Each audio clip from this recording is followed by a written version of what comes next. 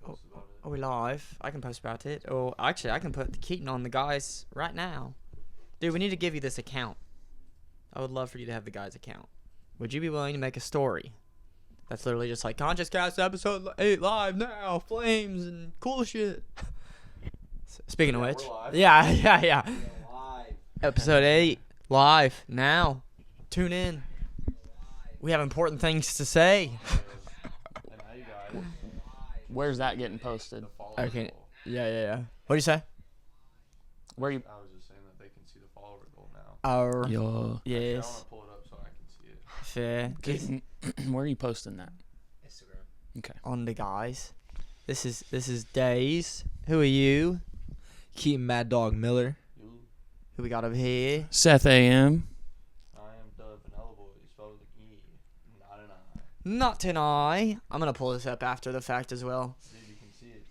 You We can see are the little live follower. on the Conscious That's Cast. dope. That's dope. Tune in. I love that. The Vanilla Boy We've on had Twitch. a change in the past, not week really, but in the past like 3-4 days. A lot of things have happened, which is every week obviously, but when you are changing things all the time, that's just a given. But we talked with we had a lot of heart-to-hearts this last week. I know Seth did. I don't know if it was this past week that I did. It might have been a week and a half ago that I did. It was definitely after the last Conscious Cast Fair. That I did or that you did? that you did and I did. Okay, well, in the last week, we've both had very difficult. We had to take a walk, essentially, to wrap our minds around some things and come back and then just spill it all out. But Davis was the day before The day before the Conscious Cast? because I talked about it on the cast. I talked Oh, about the way wow. I was talking whenever we were What? talking about getting angry. Mm. And I was saying I had anger in my voice, even if One of the topics was difficult times, so I thought it was. Oh, that before. makes sense, yeah. But yeah, I mean, it happened again. We're really going into a weird time of our lives. That looks dope. OMG.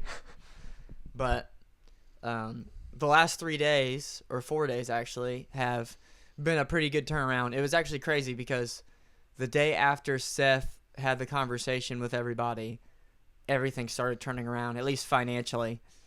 We got paid the most amount of money that we have gotten paid, other than one job that was his grandma, that took like what? How long were we working for her? Like 3 days. That was the best payout that we've had, period, since we came here, but we split it 3 ways. So individually, we have made the most amount of money in the past 4 days than we have the whole time we've been here. Hmm. Since we left Columbus. Yeah, but I don't know. Did you want to elaborate at all on what was going through you during that walk, or? I mean, that whole day, Like- because what we did that day was we went and participated in one of the local Legion, I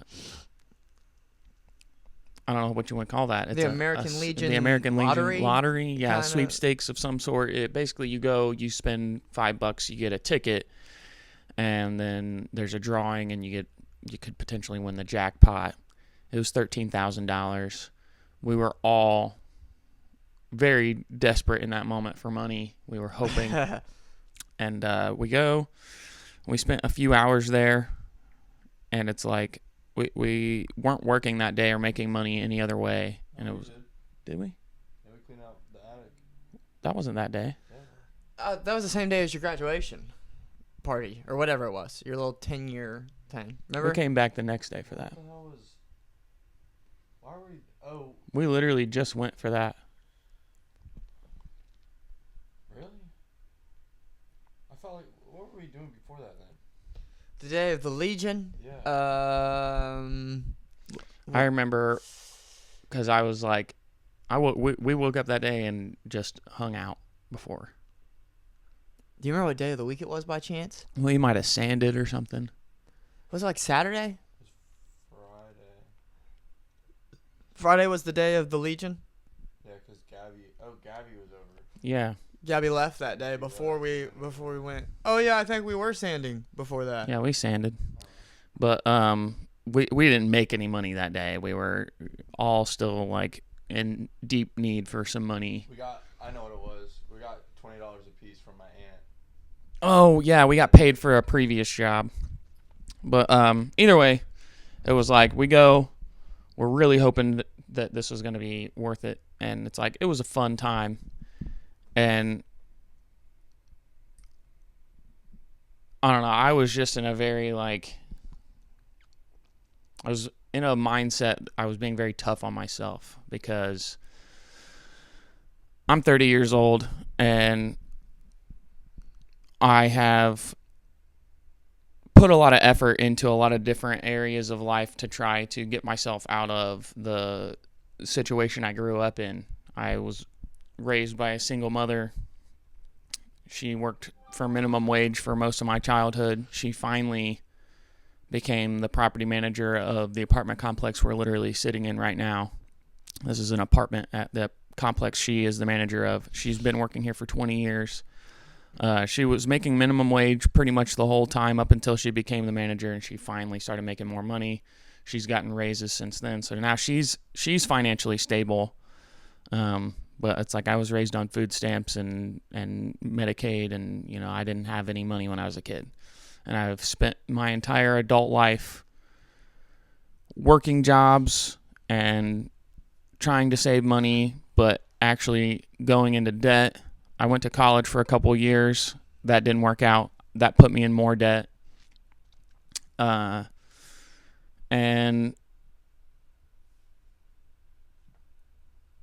it's been 12 years since I became an adult, and I'm still sort of in the same situation. I'm a different person. I have learned a lot of things. I've gained a lot of skills, but I am financially in the same place that I was when I was 18. So I was definitely being tough on myself that day, especially after the Legion, because we did not win. And I was like, basically, like, here I am again, like, I'm in as much debt as I'm even allowed to be in. I'm at my debt cap. I can't. They won't let me borrow any more money, and I don't have any steady income. We've been doing these jobs, like odd jobs, trying to make more money than what we would make if we were working at like a corporate place. And we're defending this. We're like telling people like they should do the same. Like, people should not rely on a corporate job because they're not going to make very much money there. And those corporate jobs are set up to make the corporation money, not the people working there. Mm-hmm. And it's like, we still hadn't been getting anywhere with it. And, we have plans to move to Nashville as soon as possible. And it's like, we did the same thing with Columbus. We wanted to get out of Domino's and moved to Columbus, and we wanted to like make it big. We wanted to. Oh, nice. Damn! I'm glad you noticed that now. Well, the Vanella boy, if you didn't hear him, here I am now. Spell with an E99. His microphone is now on. I'm hoping the other ones are on. You weren't going on a tangent or anything. That would have sucked. I mean, I'm sure one of the mics would have picked me up, but I would have been way back here. Yeah. Which seems to be the case. But it's like we took a big risk and a big chance moving to Columbus, and I'm not saying it didn't work out at all, but from a financial perspective, I was hoping that Columbus would have helped us financially. More fruitful. Yeah, but all I did, at least when I pay rent in the process of that, is go further into debt, and I didn't really get out of debt in any sort of way. The main value of Columbus was in the connections we made with other people, the network we built, and the things we learned about just socializing with others. I think navigating a big city was helpful. Yeah, navigating like it's like no matter where all you go, the people it's there. 15 minutes one way. Yeah, no matter what. So it's like we learned a lot about like managing our time in our personal life, but we didn't get anywhere financially really. And so then we moved back here, and we're like, we don't want to get back into the same kind of jobs we were working in Columbus because that's not getting us anywhere. We want to do this other thing. And I don't know, I felt like we were sinking in a hole.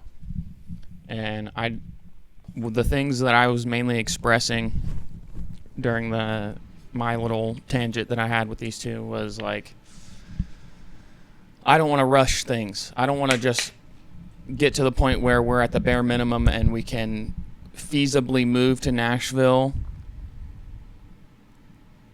but still be at the bottom of our money when we get there, because Nashville's really expensive to live. It's even more expensive to live there than Columbus. It's probably like $2,000 a month in rent, no matter where you move, bare minimum. And who knows if we'll get a job that makes more money than we would make in Columbus or in Richmond. I mean, I'm sure we would, but it's just a lot to try to manage. And what I was trying to express was that I want to be more prepared the next time we try to move to a big city. I want to be out of debt entirely, and I'd like to have some money saved up to put toward, in my opinion, the best route is put toward buying a house. Wherever we move, if we're going to move to Nashville, I want to put money down on a house and be buying a house so that we're not stuck in the trap of rent, because the trap of rent is similar to the trap of corporate work. They almost rely on each other. If you have to pay a certain set amount of money every single month, then you have to have steady income. There is no option to just not make money that month. You have to, or you're going to get kicked out.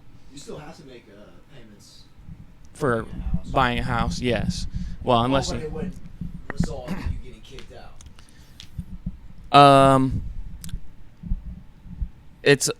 There's a little bit of difference. It's like if you're buying a house, like you have a mortgage from a bank, basically the bank pays for the house from the guy that owns it or the girl that owns it, and you make payments to the bank. And if you don't keep making payments to that bank, they're going to repossess the house and you get kicked out. But if you own the house, you've already paid it off. The only thing you have to pay at that point is taxes for the property. And if you don't pay your taxes after so long, which you've accrued, upwards of $1,500 or so in tax and back taxes, then the government will seize your house and they'll try to auction it off, and then you get kicked out. Nice. But the biggest difference with that is if you own the house and all you have to pay is taxes, it's nowhere near what rent or a mortgage payment is. It's maybe $1,000 a year, whereas we were paying like $1,600 per month to rent, and maybe $500 or $600. Some people pay a little more, but depending on what mortgage you get, it's a few hundred. But even a mortgage is way less than rent.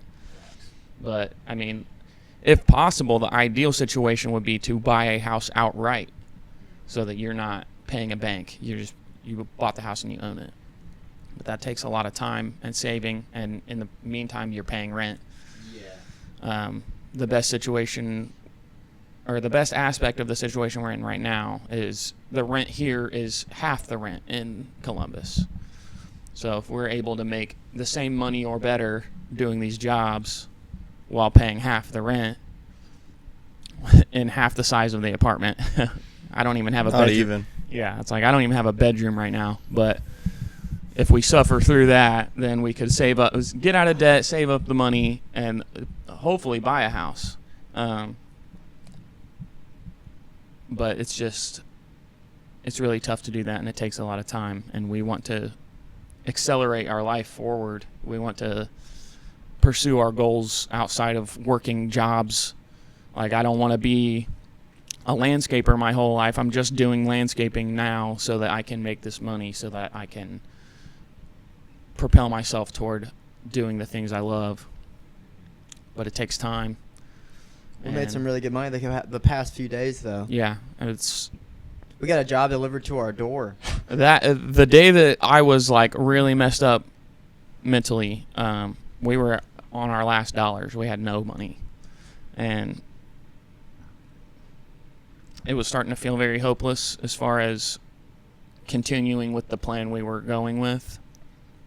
I was considering getting some kind of a job like at Kroger or something. I've worked at Kroger before, just to have a more steady income that I knew where it was going to come from, and then I could do these type of odd jobs maybe on the side, but just less, because it's just a very desperate situation. But after yesterday, it's feeling more promising, and we're moving forward on a lot of things. You can see right behind me, there's a box leaned up against the wall. I believe that's a TV stand. that's one aspect of the plans we're moving toward, because that TV stand was bought by Noah's mom on Bid FTA. She bought it for really cheap. It was most likely a misdelivered item on Amazon, and Amazon does not want to try to get that back. They just want to bid it off and sell it so they can get some of the money back and just get it off their hands. So his mom was able to buy that on an online auction for very cheap. We're going to list it and try to sell it. If we need to put it together for the person that needs to buy it, because they don't want to do that, that could end up making us more money from it as well. And then that's just a very fast and easy way to make money. It's nothing like landscaping. That is like easy money right there. Facts. And we've got, you can't see them, but behind the couch I'm sitting on, there's probably 10 more items Yeah, there's a bunch of boxes. of the same nature. And then we're going to ourselves start going on Bid FTA and bidding on items to try to get items for cheap. On one hand, to be able to sell them, and on the other hand, for example, we need another microphone. Keaton's not holding a microphone right now. We've got to pass our mics around. Bid FTA is a great source for cheap items like that. We could end up with things like microphones, more like lighting, more things to help us with our podcast, with our streaming, with our refurbishing projects we're doing. So that's a big method we're trying to lean into right now. Speaking of Keaton, you haven't really talked at all. I'm about to hand you this mic because I have a I have a question. You have something big happening this week, right? Yes, sir. Probably not, that big of a fight, really. But did you want to talk about that at all? Shit, I mean, I'll give you my mic for that because, we only have 3. yeah, that's the struggle, though. We're making it. That's all that matters. Yeah, I can't wait to just fucking have a day. Well, for me, it's the whole week, but I just like having a day to where I wake up and literally nothing else fucking matters other than later that night I'm going to be fist fighting this fucking dude. And it is like the biggest deal. It is the best thing in the world, and I cannot fucking wait for that. I'm excited. What day is that? The 17th, this Saturday. And no pay-per-view option. So if you're watching this, go to my Instagram, to my Facebook, find that ticket link and get your fucking tickets and physically show out, because you're not going to want to miss this shit at all. Easiest fight yet? It's mentally going to be, I'm telling myself it's going to be my hardest challenge, my hardest Fair. fight yet. To set yourself up. Yeah, because Fair. I feel like it's very disingenuous to the sport to take anyone lightly. Fair. So, That's Fair also enough. a way you could get knocked out too. So Do you think your opponent's taking you too lightly? I think he knows that I'm going to be like the biggest problem for him. I think everything that he said and all this like gimmick that he's putting on is literally just out of insecurity and knowledge of what the fuck is about to happen. Do you think he's lying, is what you're saying? He's putting on an act to try to make it seem like he thinks you're not going to be shit. Do you think he's convincing everyone else, or do you think he's also convincing himself? Yeah, definitely both. Like, he's trying to, and he's just hoping that on that day I don't show up. And I just don't show up and do what I'm supposed to do. Yeah. So have you been preparing? Yeah, I like especially in certain positions in training, like I'll put myself into those positions to try to get out of it. I mean, not even as much as physically fighting, but even in instances of like training partners that I have, they will like try to like fuck with me and put their hands out and say something to me just to get me riled up and shit. And it's just about staying calm and just focused on what you're supposed to do. Yeah. And I've been pretty good at handling You're that. there to punch and kick, Yup. not get mad. Yup. Yeah. Hell yeah. You could tell in the interview who was easy to upset and who wasn't. Yeah. Yeah, pretty easy off the bat. Did you already do I don't remember if you did this or not for some reason, but I think you did the time lapse thing where it's like sped up so you can see like how much movement is happening on his side of the screen. Yeah. You can see this motherfucker's whole house, like, and you're just in one spot with a set up stand, bro. I think you would have had an aneurysm if his shit was set up like yours was. Oh my God. Yeah, he wouldn't have been able to. Oh my god. But yeah. Red-faced. I'm veins excited. popping. I'm trying to get my mom to go. Yeah. Yeah, I want my mom to go. I told her, I was like, he's like, yeah, we were supposed to meet up with him at Henry Baker's house with his team and our team. Well, that's kind of what it would seem like anyway. But she was like, so what? You're saying, like, they don't like you guys? I'm like, probably not. She was like, so they have, like, problems with all of you? I was like, yeah. And she was like, oh, I'd like to see them try to do something to you. I would mess them up. She was like, I want to go. I don't know if she'll be able to, but I would love for my mom to go out there. This shit would be funny. Okay, so this is just an idea, and hopefully maybe in the future we can make this kind of thing happen, but it just makes me think like mom MA, you know what I'm saying? Like we get Keaton's mom in the octagon. Yeah. We get Levi's mom in the octagon, and they just duke it out. What is this, like celebrity death match? No hate, no nothing, but I'm just saying. I'm not even. This has no disrespect to it at all. But Levi's mom is probably too old for my mom. So you think your mom would fuck his mom up? I feel like your mom is pretty feisty. Yeah. I would say your mom scares me just a little tiny bit. Yeah, she scares me a lot of bit. Yeah. And, yeah, I mean, I'm fucking. He's already too slow, so I could imagine how like. Yeah, I could just imagine how that would go. My mom would probably be way too fast for her, just like I am, way too fast for him. So, moving forward here, training for a fight or for any kind of a like physical feat requires a lot of effort. You put your body through a lot of strain in the training process. Do you lift weights, or do you just mainly? I try not to this close to the fight, but like about 4 weeks out, 3 weeks out, I'll do a little lifting here and there. This camp specifically, I haven't been able to get there as much just because of the car situation. But after this camp, I've talked to my homie Leonard, and he does he has his own gym in his garage and shit, and he has some people from my gym like going over there and just helping him out with some strength and conditioning shit. And he's gonna put me on that after this camp. So your body is tired right now at all? Right now, it's pretty sore, I would say, yeah. Especially I got up at 6 in the morning, did a little run, did some shadow boxing and shit. That felt good. I've been doing so. I ran a mile the other day, and if I hadn't had a lot of jobs going on the last couple of days, and also a day of relaxation, I probably would have also been running miles those days. But I'm going to get back to that. But your body's tired. It's achy. There's an aspect of that is probably helpful. We would call it recovery, right?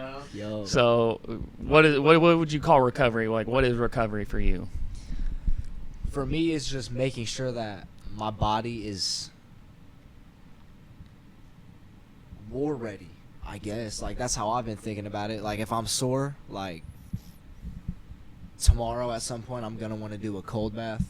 Because even, like, a cold bath for 10 minutes, like, I get out of that shit, and it's, like, any little ache or sore is just, like, not there. Like, the cold just shocks that shit out of there almost. It's weird. So you would say recovery, it's like you're training, and part of the training, which is exerting yourself, is also not exerting yourself. Recovery is part of the training. It's important. Yes, sir. Because, some people think they have to keep going, and they're like being weak if they stop at all. But you'd say it's important. It's a part of the aspect of training to stop and to do things like what things can you do? Is there like a list of things you can do to help yourself recover? Yeah, like sauna and a cold bath are a very key one. I don't have access to a sauna, which sucks, but the cold bath for sure. And stretching, daily stretching, especially like before and after workouts, which after workouts is a little hard because after the workout I don't want to I just want to chill. Yeah. So, but yeah, stretching. Is there any like dietary things you would do? Yeah, definitely not like greasy foods, like heavy potatoes, cheeses, breads. Like so on those avoid that recovery stuff. days, yeah. Okay, like, what would you eat? Like a nice smoothie. Okay. Some smoothies, like some spinach and eggs. Okay. You can definitely get some meats in there too, but not a lot of grease, not a lot of saturated fats and things like that. Okay, so eating healthy, like what you would just imagine any healthy diet would need. You're gonna especially be focused on that for the time you're recovering. Okay. All right. Health and wait. What's the exact question? I like that little segue you did there. That was great. Oh yeah. What is recovery? Yeah, that's pretty much exactly what it is. So there's mental and physical recovery, right? I would say that I more so recover in the physical, especially after the last few days. Like I said, we literally got a job delivered to our doorstep. Someone just knocked on our door as all three of us were sitting here, like, what the hell? And we went out there, and he was like, could you guys help me move? And we were like, oh, you need help moving? And I was like, what day? And he was like, Sunday. And we're like, oh, yeah, sure. And then, actually, I'll go on a bit of a tangent about that. He said 9 o'clock to be ready on Sunday to help him move. So we're like, all right, dope. So then 9 o'clock hits. I wake up at 8:45. I get ready. I make sure that by 9 o'clock I am ready to help this man move. He's nowhere to be found. We message him, nothing. We try calling him, nothing. I go to his front door, knock on his door, nothing.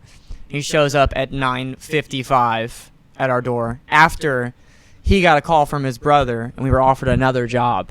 He was like, hey, would you help weed eat the apartments and leaf blow everything onto the grass so that way, I'll pay you guys and you can make some money. I'm like, all right, well, this dude just flaked on us, so sure. And then, of course, 10 minutes after that, he goes to our front door, and he was like, you guys say you're going to help me move at 9 o'clock. I was like, yeah, it's 10 o'clock. And he was like, yeah, well. And I'm like, well, we have to do this other job first. So now we have 9, 10, 11 hours of work on our table. Heavy, hard work. Weed eating wasn't that bad. The weed eater was not that bad. The worst part about that was it's like 3 hours straight of just holding a weed eater. Like, my forearms are ripped from that. But, so yeah, for 3 hours straight, we weed eat and leaf blow. We're not even done. We have to literally finish the rest of that job after we're done with this. And then we helped this dude move his whole house. And it was like, there was a bunch of heavy stuff. He had 2 humongous couches, way bigger than these couches, or at least heavier than these couches. Washer, dryer, don't know how he had that. We don't have those. And a heavy-ass cooler. But either way, we helped him carry that all into the truck, and then we went for an hour, drove in a different way, and then helped him unload everything. So we were just absolutely destroyed yesterday from that. I woke up, and my neck down to my shoulders and everything was just ripped, it felt like, and torn. And usually I don't usually take recovery days. I don't usually have days where I'm just like, all right, I'm doing nothing today because I'm tore up. But it was pretty excruciating yesterday. Like, just standing up was difficult. So What would you say mentally? Mentally, it was pretty difficult, but I would say physically it was way more overwhelming. I think that if the mentally. physical hadn't been there, the mental wouldn't have been so much. But the mental was like, oh my gosh, my physical's... Dude. It's hard to amp yourself up mentally when your body is literally failing on you. This is not usually how I recover. Usually I'll walk to recover because my legs weren't really that hurtful. It was just my upper body. Like, I'll walk or I'll stretch, like he said. Or both of those things get your blood flowing, and what your muscles need to recover is blood flow, more oxygen, more nutrients. So it's like if you want to recover, just laying down itself actually puts pressure on your blood vessels and prevents blood flow. So not to say that laying down isn't good for recovery, but if you're just laying down, that's not going to help you all the way. Right, and that's why I'm glad that in the middle of this is something I really never do. Like, very rarely do I ever just sit down all day. Very, very, very rarely. But that's what I did yesterday pretty much. I got up for a good hour to cook food and do a bunch of the dishes. And that was good for me, I feel like. Yeah. Standing up and moving around a little bit. But after that, bro, I sat back down for the rest of the 5 hours that I was awake. Playing Minecraft. Yeah, playing Minecraft. It was really fun. It was really fun. That was mental recovery right there. Oh, my God. Is it? Do you think? I think 2 hours of it is. Dude, it gets to a point where my brain feels like it's melting. Yes, I agree. I'm just looking at a screen. I'm like, oh, blocks are everywhere, and I'm building and this and like. It's like for the first 2 hours, it's like I'm achieving something right now without having to like exert my body. I get to make progress on something. Dude, the scariest thing about a lot of video games really, but Minecraft especially, is every time I looked at my phone, 30 minutes had went by. Oh my God, I'm like, yeah. bro, how? I just checked my phone 5 minutes ago. And it's like, how is it just the time is slipping by like nothing? But that was a form of recovery that I don't usually do, but I think if you do it, at least for me, very rarely, it's very helpful. Like, just sitting down all day, it was like, my body was like, what's going on? It was novel, as you said. Oh yeah. Something new is what novel is. Newness to the body. But yeah, it was very new to me. I want to talk about mental recovery later because I literally have a question around that. But what is recovery for you? Recovery for me. I can pretty well tell when I have a day where the previous days leading up to it have taken a lot from me. I have a habit of when I have a lot of energy, I will give all of it. Like when we were moving the stuff with our neighbor, it's like I wasn't quitting. I was like, there were times where our neighbor was like, oh, my back hurts and he's tired and he's out of breath, and I was just kept going. I was pretty much the entire time, because there was a time where David wasn't quite there yet in the new city where this guy had moved, and it was just me, and I was just going ham. I was moving and moving and moving stuff, like boxes and boxes and boxes of stuff. Anything that I could get without help from David, I was getting it. And so, of course, the day after, which was yesterday, I was feeling it. I had a headache. My shoulders were tense. My neck was tense. And it's like, I just know I'm not going to just keep putting my body through more stress like that. Not that it was bad for me to have done that, but it would be bad for me to keep going. I just know I need a day where not only am I not exerting a lot of energy, but also, specifically yesterday, I mentioned that we need to eat a lot of protein. Mm-hmm. When your muscles are really, really achy, they're crying out for protein. It's like you're deficient. You need to rebuild the rips and tears that you've put into your body with more nutrients. So it was like I ate a big old sandwich with a bunch of turkey on it. It was like I wanted protein, because recovery is not only just allowing your body the rest, but during that resting period, it needs the building blocks of what it needs to put itself back together. So I was just eating a lot and sitting and resting and not putting my mind through a lot of stress. I wasn't like, oh my gosh, what am I going to do today to make money? Oh my gosh, what am I going to do? Like, I'm being lazy. But I put that behind me. I had worked the whole day before. I was allowing myself a day to not worry about that.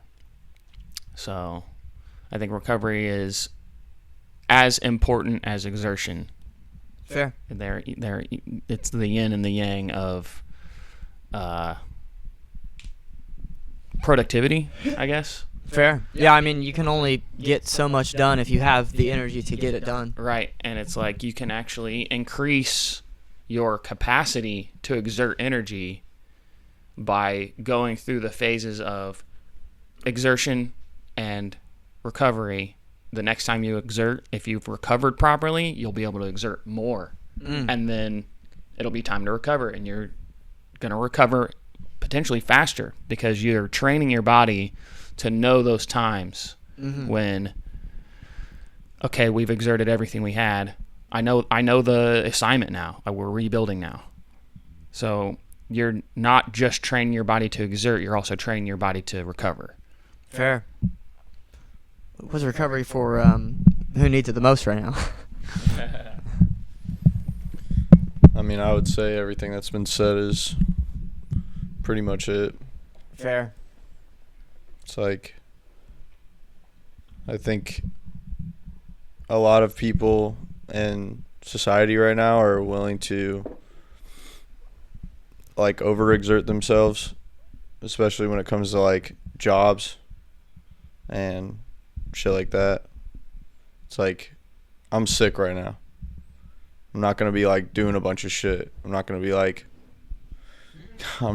working out today. I'm not going to be going to a job. I'm not going to be doing shit that's getting my brain and body like worked up because it needs to like recover, or I'll just be sick longer.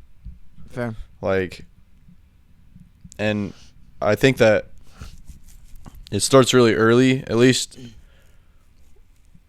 for me. What I noticed, like going to school, it's like parents would send their kids to school sick because they can't miss school. Mm-hmm. It's like, why? How is the kid, one, gonna get better, two, not gonna get somebody else sick, and even focus if they don't feel good?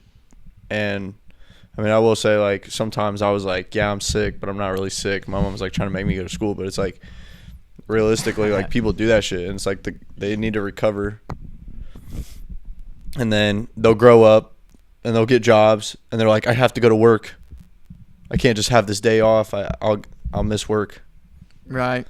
It's like, and then they're sick longer, so they're more miserable for 5 days instead of 1.5 days, where they just stayed home and rested and recovered and did shit. And jobs are very ruthless in that aspect. I would agree. That sounds like someone I know, though. Literally, Alyssa. Oh, yeah, I'm will sure. Be throwing up, and she'll be like, "You think I should call in today?" I'm Like, what the fuck do you mean? Exactly. What do you mean? Like, you're throwing up. Yeah, puking would always be the line for me. If I puked, I would call work and I'd be like, I puked. And That's the they're- line for her to start thinking about it. Yeah. Maybe I should let me puke 3 more times. And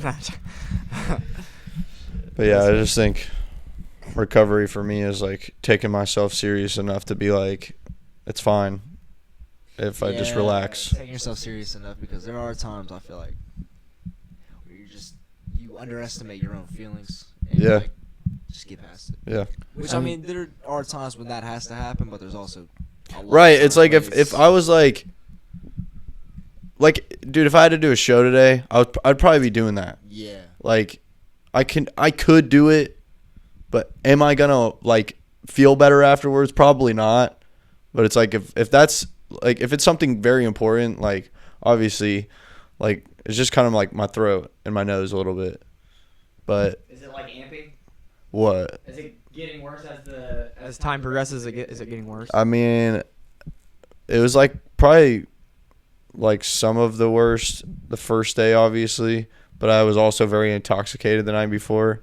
So it was like over amplifying like the fact that I was getting sick, which like now, like I'm just kind of like sitting in the like area of like, it's probably going to be over tomorrow, but it still doesn't feel good today.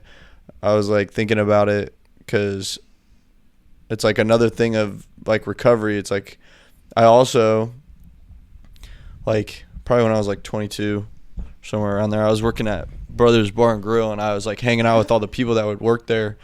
Well, we'd be going out like every fucking night and just getting absolutely shit-faced. And it's like some people would be sick and they'd still go and like get intoxicated. And it's like it's probably making it worse. You know what I mean? It's like you have to like understand that life can be put on hold for you to recover, because if you don't, then you're wasting more time. Right. It's like it's like not even on hold. It's like the recovery is just a part of life. Fair. If you're wanting to take the right next step, sometimes it's just recovering. I think Noah has a very sturdy mind. I think Noah's very, very good at, like, skilled at mental recovery. I think, like, you're very good at identifying when the time to recover your mind is, and you're very good at the discipline of it. It's like, even though you want to do something that might exert yourself mentally, you're like, no, I know I need to not do that. Do we have comments? Yeah, it was Alyssa earlier talking about. She said it was Okay. But yeah, you're very good at knowing when the time is and actually getting yourself to do that. It's really funny because going to bed last night, I was like, I don't know if I'm going to do the cast tomorrow. I don't know if I'm mentally like capable of handling that. I think part of it was just not feeling good, but I mean, I've been considering a lot about myself and the people around me since the conversation. Mm-hmm. And I was just like, I don't know if I want to be around anybody. I've been like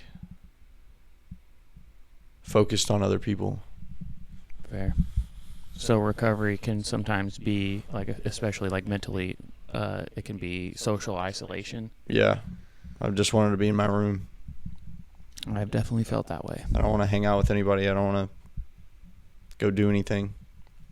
And it's like, it's not even necessarily like, yeah, it might sound like a good time or whatever, but it's like you just know you need to not. Yeah. It's like because Then what? Alyssa said she could feel your energy as soon as she joined. Oh, fair. But I mean, it's like if I force myself, well, I guess not even force myself. If I don't allow myself to take the time to just be by myself and like almost bask in my own presence, it gets overshadowed by other people. Right. Because everybody's presence is now being amplified into the same space. And it's like, sometimes if you need to figure shit out on your own, it's really hard to do it in that kind of environment because everybody else's personas and egos are... Is persona and ego the same thing? No. Similar, but Yeah. Very similar. It's like persona all... is a product of the ego. Fair. All of that energy is just being thrown around in the room, and it's hard to even focus on your energy specifically. Mm-hmm. It's like the most effective you can be at pursuing your own life goals is when your mental energy is centered on yourself and on what you need to do and on what you want to be. And if there's a lot of people around you who are like doing and being what they want to do and what they want to be, their energy can start to leak into you, and now your goals and stuff are going to be surrounding multiple people. And sometimes the best friend you can be, or the best I don't know the word, colleague, I don't know, the best person you can be for others is you. It's like I don't need Noah to be Seth and to just do whatever Seth would do. I need Noah to be Noah because Noah is the most valuable to me when Noah is Noah. I don't remember the exact ratio, but there is a quote, and it says, "We sacrifice three-fifths of ourselves to be like other people." And I think that quote is mainly when you're around other people. Yeah. It's not really so much when you're by yourself. You have walls and things up in place to save you from like essentially putting yourself in a position with other people that is going to be negative. Right. So you do different things and say different things to keep up those walls. I would say the more times you are around people that you know you can trust, the more often these walls come down. But no matter what, even if it's the people that you know the best, Like family and it doesn't matter. It could be anything. because sometimes family is not even people that you can trust. But yes. it's like I would say specifically people that you can trust and that care about you and you know that aren't going to take advantage of you if you let them in. You're still not going to give them everything. I think it's impossible. It's literally I don't think that it's possible for you to make yourself. It's like harming yourself almost. It's like really hard to just harm yourself because your brain's like, Yeah. bro, are you serious right now? Like, You can bite your finger off like it's a carrot. But Right. It's like, what do you? yeah, why would you? No. Your jaw has the strength to break every tooth in your mouth if you were to clench your jaw hard enough, but it won't let you. Yeah, your brain is literally like, we're not doing that And one. it's like those are all physical, but there's like mental barriers to that as well. It's like Right. your mental is not just going to allow everything to just be exposed. It's a survival instinct, I would say. Facts. Makes a lot of sense. Never knew that your jaw was strong enough to crush your teeth. Dude, you could bite through metal if your teeth were strong enough. Oh, it's the jaw has the strength. It's The muscle itself it's like one of the strongest muscles in your body. It makes sense because like it's just like it is what it is. It's just like the pressure is crazy. You Yeah. bite your next opponent. I mean, Dude, no ears, bro. Yeah. Rip his ear off. This leads perfectly into this. What, ripping somebody's ear off? No. Stop. Before that, Keaton, we're gonna start with you. What is the difference between physical and mental recovery?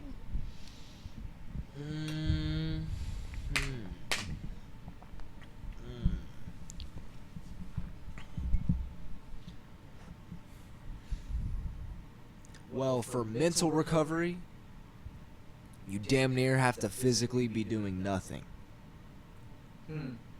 Like if you are doing something physical, it's like very soft, or I mean, if it is even the tiniest bit extreme, then it's something that you thoroughly enjoy, which isn't like you were talking about earlier. It doesn't feel as taxing. Like I can go and fucking do normal ass like 5:30 to 9:30 gym session doing jiu-jitsu, wrestling, striking, all that shit, and then be less tired than I would be if I were to be going to the gym and like running and then doing weights and shit like that, just because I don't enjoy that aspect of working out as much as I do fighting. So for the mental aspect of it, you're physically like, in a way it kind of works against each other, because if you're just like you said also, if you're sitting down doing nothing, then you're not physically recovering like that, but you are mentally recovering like that. So yeah. Sure. I would agree. Oh, I'm sorry. No, you go ahead. Okay. I would agree for the most part. Like mental recovery, I love to meditate, but it's also a discipline. So it's like, it's really strange.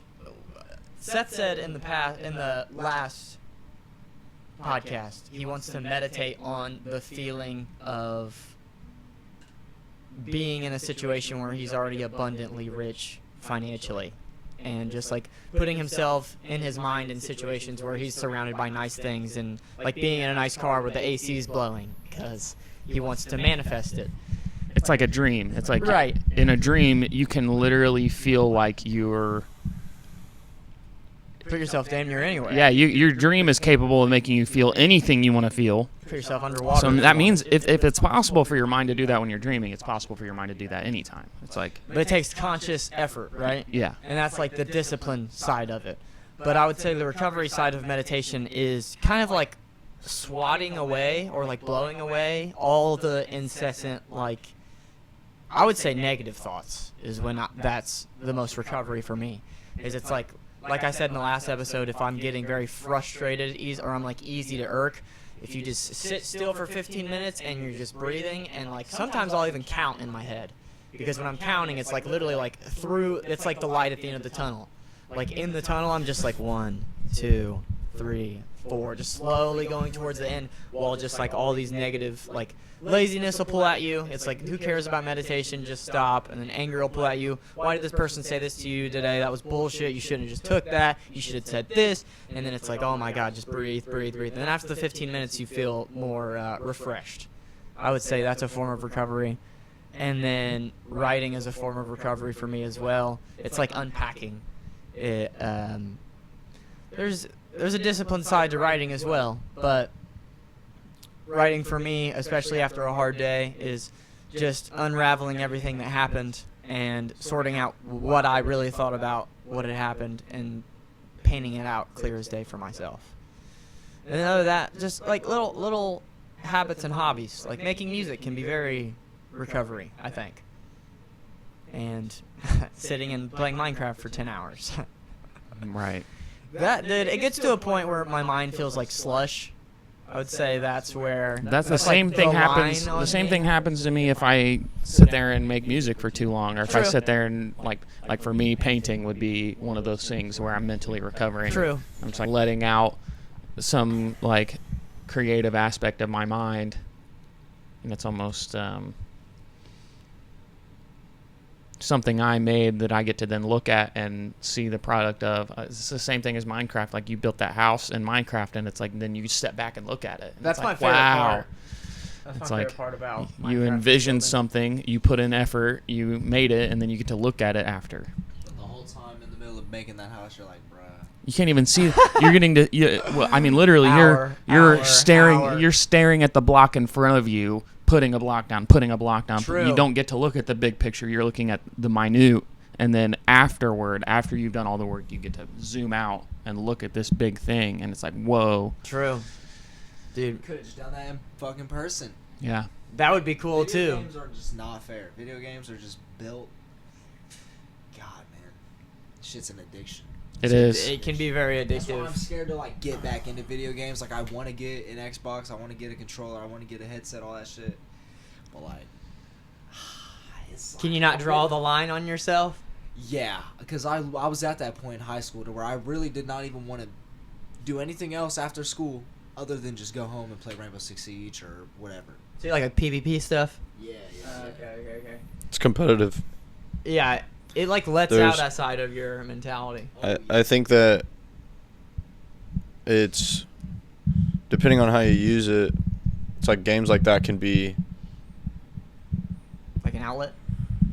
Yeah, I mean, it's like I'm like competitive in Overwatch, and it's like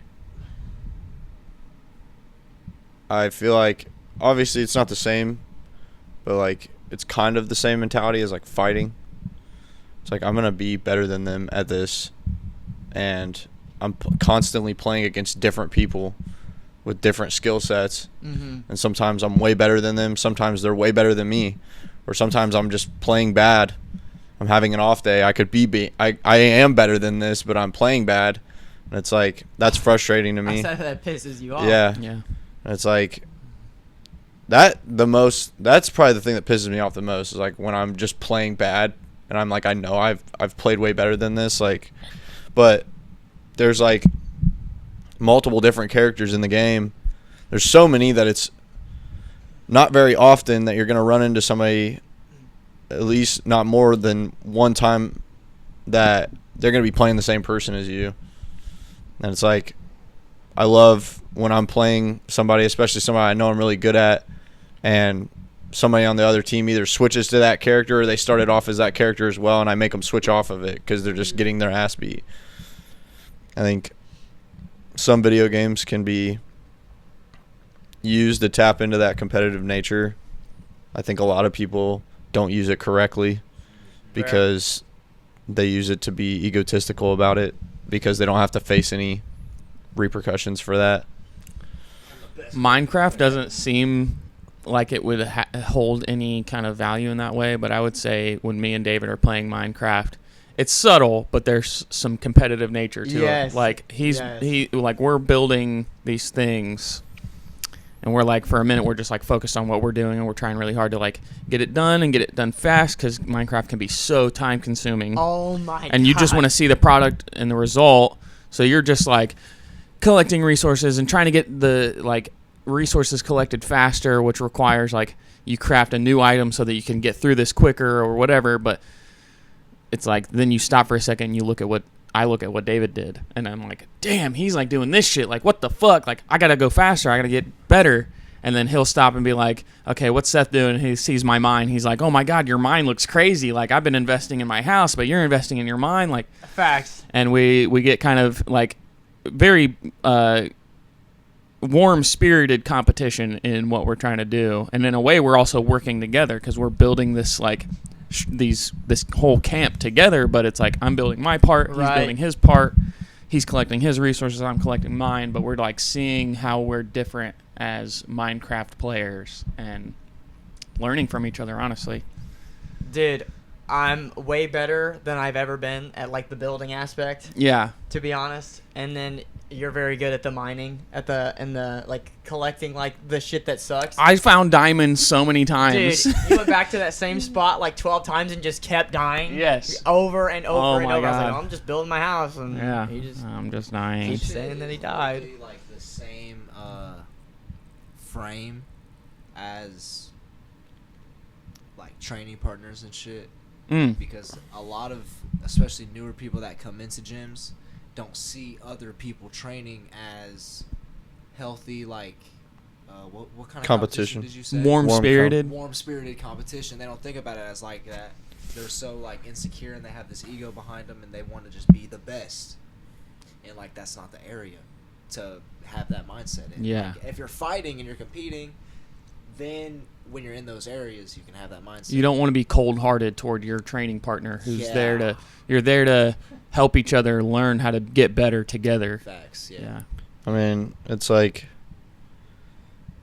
a lot of those people that go in with that mindset quit because they're not the best. Right. Or And it's they don't even like there's people with that mindset. like for sure, most of them do not show back up, or if they do, it's not bad. It's not at our gym.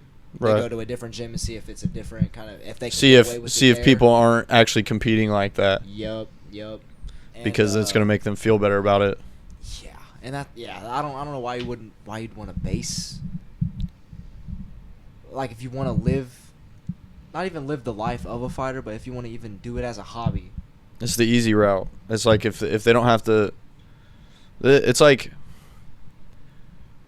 Levi thinks he's like doing something right now, but the people he's training with all have that mindset. Like they're not there to be like a professional fighter. They're there because they want the clout of fighting, or they just want to be better than all these people around them. Mm-hmm. And it's like their mindset is not, I want to be better than not just the people in this gym, but the people outside of this gym and the people that I might fight in the future. And so they go into the training with the mindset of like, I'm going to fuck this guy up. And it's like, why are you training like that when the person that you're supposed to be fucking up is the person that is the actual event that you're getting into? Yeah. What's the point of training with a training partner if you don't think that there's anything you could learn from them? Right. Exactly. Right. I'm just better than this guy. I'm gonna train against him, and I'm just gonna win because I'm better than him. Why are you That's even the training with problem, him? Like, they think about it as like winning or losing. Like, you do not win a training session and you do not lose a training session. Yeah, you're there to should train. Be observing what this other person's doing, and it's like, oh, I never thought about swinging my leg like that. Yeah. Like, Yeah. it's something small, and it could be very small, and it's like, oh, well, I'm going to try doing that because that's going to work. Exactly. That caught me off guard, and I want to catch my opponent in the ring off guard, so I'm going to start doing what my training partner's doing. Like, I would say that goes into the conversation that me and you had about, like, should you go to this other gym and train? It's like, because you don't want people to see what you have and use it or use it against you. But I think that maybe, yes, that could happen.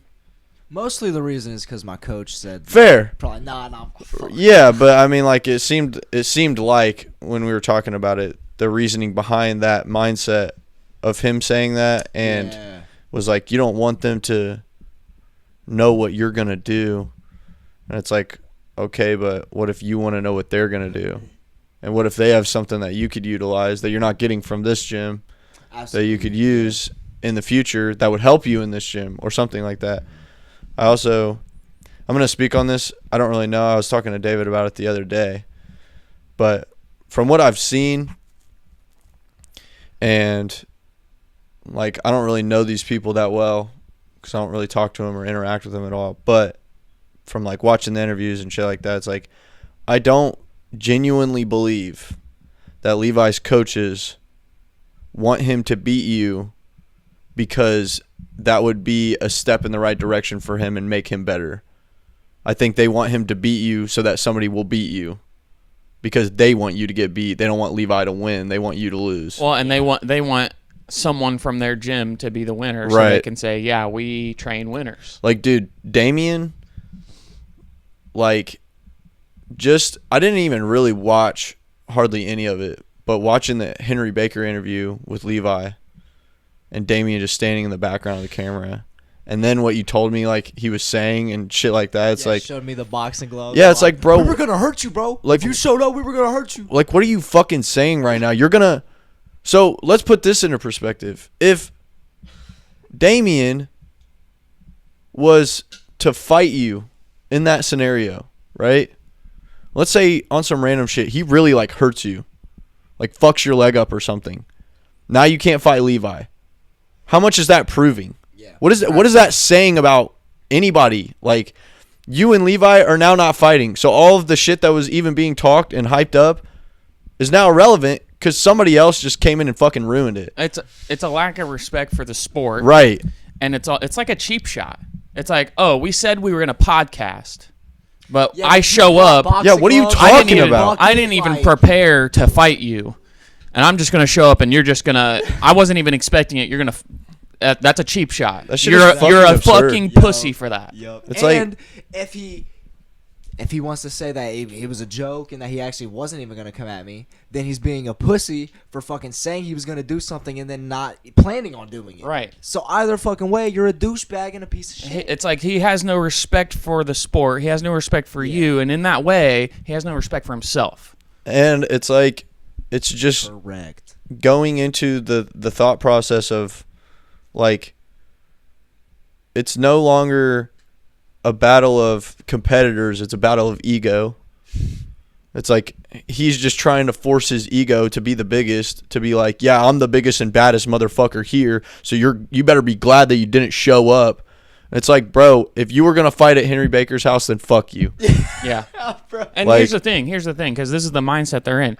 You could go to this fight and you could beat Levi, and I promise you afterward, they're still going to talk shit and say, yeah, well, you still didn't show up to the podcast. Yeah, you're still a pussy, blah, blah, blah. I mean, or because, like one little thing I did wrong in the fight, which right. who doesn't fuck up?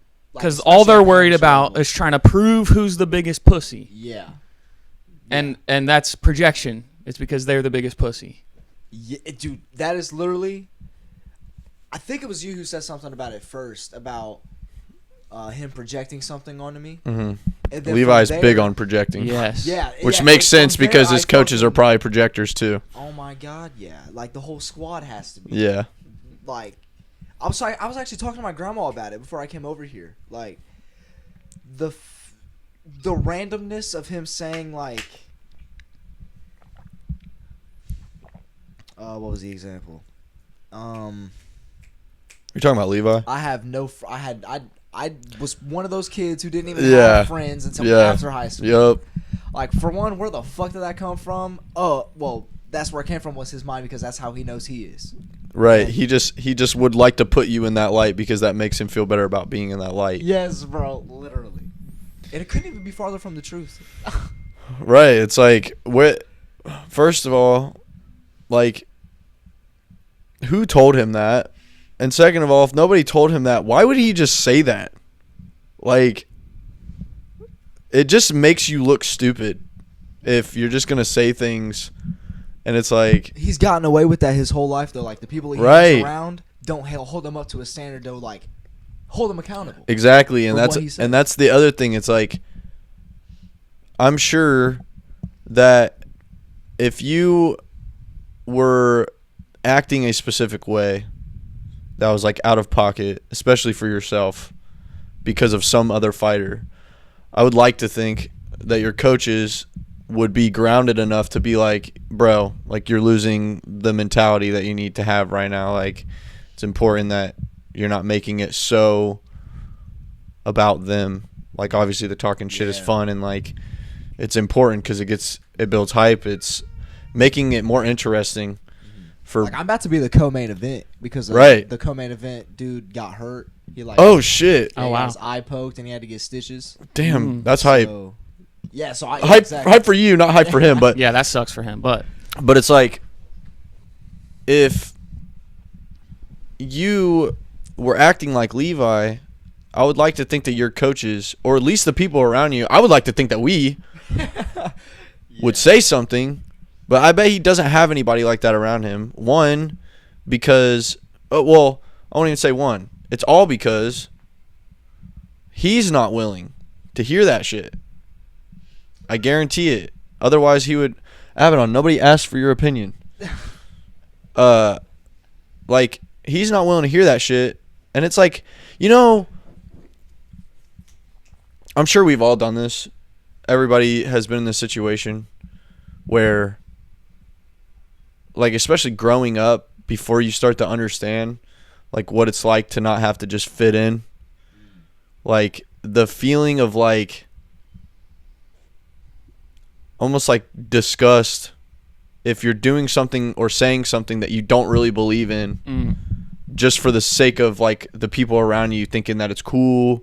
We talked about it a little bit on one of the podcasts, but, like, it's like it doesn't feel good.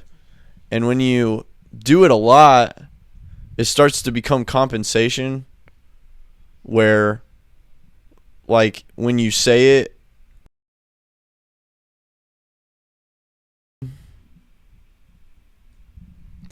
I don't know why that happened. Very interested in what Seth was about to say too. Bless you. God damn it! It needed me to. Cliffhanger. Yeah. I'm doing it. Like, what? How am I a part of the show? What was Seth gonna say? I mean, What was he gonna say? it just picked itself back up. Are we back? We're back. But it's All right. lagging again. Hang in there, baby. I'm confused. Oh, did it get any of that? I don't think it went out for very long. I mean, it's going again. I could just see Keaton getting like he's like in the back, you know. He's like serious. He's like, I'm gonna get in here. I'm gonna do my job. You know, I'm gonna do what I came here to do. And then you get into the ring and you look at Levi face to face, and it's just like too funny. It's just gonna be like, I can't even like. Because I thought about that, like, not last night, but the night before, I had a little epiphany. It was like 2 in the morning. I just decided to go for a run and do a little hot bath. And after the hot bath, I was like showering, like shit. I just had an epiphany of like the face off. Yeah. Like Friday after we weigh in. It's probably gonna be hard to not Yeah. laugh, bro. Dude, in your mind, like your mind takes things very symbolically. You're like, in your mind, I guarantee he's eye to eye with you. But when you get into that ring, he's down here. Every time, yes. And I know that this dude is gonna be, just from how I've seen him, like, I don't know, dude. He just does not look like a built dude at all. Yeah. He doesn't look like he's taking it as seriously. His mannerisms No. are going to be very jumpy and very like. Yeah, that's why I'm calling this first round, is because so, like, my coach is very he holds me to that standard, and he's honest with me. Like, I remember before my MMA debut, we were hitting pads, and I was like, you feel that power coming in? I've been working on it. And he's like, not really, not too yet. Not enough. And I was like, oh shit. Fuck. But I was Damn, I hitting respect pads with that. him Saturday, and he just said, I'm starting to feel that right hand, dude. Like, I'm feeling That's that sick. shit. I fuck And with that. so, like, and he hasn't fought since I debuted in kickboxing. Like, Levi? I can't even fathom Oh yeah. how long ago that was, because it's been just that long. And so this dude is going to be very, what's it called? Rusty. Yeah, he's going to be rusty. He's going to be jumpy, just by nature. I think I think he just he has was that like nervousness. he was like born psyched out, bro. Like he was just like yeah, he came out the whoop. he's gonna be immediately like all talk. He's just gonna be probably talking a lot. I could definitely see him trying to, like, because I always talk to him. Like, I'm gonna give him little remarks and shit. You're gonna be But like- he might be over there like trying to beat me to the punch. Like, I have to keep talking. Keaton's like, Levi, you better win, bro. You're gonna look real stupid if you don't win, bro. You're gonna get a hit in. Yeah. No, I mean, all I'm gonna tell him when I enter that cage, I'm gonna fucking stomp like I always do, and I'm gonna do my run around. And, like, when I am in front of him, I'm just gonna say no touch, because that's all. And I just want that to linger in his mind. Like, damn, it's time for business. This kid, it's just, he has nothing else to say now other than, like, no touch, because it's just go time. Like, I don't want to come out here and touch your glove. I don't care about all that right now. Fair. I as soon as that ref says go, I want to be able to punch you in the face. Honestly, it's probably best that you don't try to touch gloves with him because I could totally see Levi trying to take a shot. Yeah, for that. Like he's cheap shot. Yeah, especially Everything my about him last is cheap fight, shot. Like, Seth didn't even fucking you didn't even touch my glove, bro. Yeah, You dude. just ignored me. Yeah, and you just kicked my ass, bro. You took me out. That Seth joke is too good. Yeah. That was pretty good, honestly. I'm glad the cliffhanger. So that's gonna be the beginning of this one now. Yeah. We have letting go. What is most difficult for you to let go of? I'm gonna start on this one because I'm gonna drop a secret for everybody. Keaton doesn't even know. Oh So, shit. yeah, we're gonna drop it on the pod. But what's difficult for? Yeah, they know. They've known for a long time. But are you sure he doesn't know? I don't think Keaton knows. I feel like Why, you've did you told drop him. it? I feel like you've told him before, I don't but think so. Did you know my hair's fake? What? My hair's fake, bro. Yeah, I was. Yeah, damn, bro. I wish you had a mic right now. But I was pretty much born without hair on my head. So when I was 20 years old and I had a good amount of money coming in, I got fake hair. So there's actually no hair underneath there. That's not real hair. It's not my hair. But the side of it is. yeah, the side is Side mine, and the but back. The top is not my hair. Some Barbie doll somewhere. But Keaton's like hiding halfway in his yeah, hoodie bro. right I now. didn't know how he'd react, but this is honestly killer. the fuck? Yeah, bro? but since we don't have corporate jobs anymore, we don't have regular money. I don't have that much money, so it's like I might Costs not a be able lot to, of money. I might not be able to afford that one's. That's real. Oh. That's my hair. the top- This is fake. Oh, just the top. Yeah, the top yeah, is yeah, not yeah, me. Okay. But okay, that's a little. it's not as bad. Yeah. This would be crazy. It's like Yeah, duct tape. everything. Like, but Damn though. So just like right here's the line. yes. That's not my hair. I But, really thought he knew that already. I That's know. crazy. There's no, bro. No, I did not think so.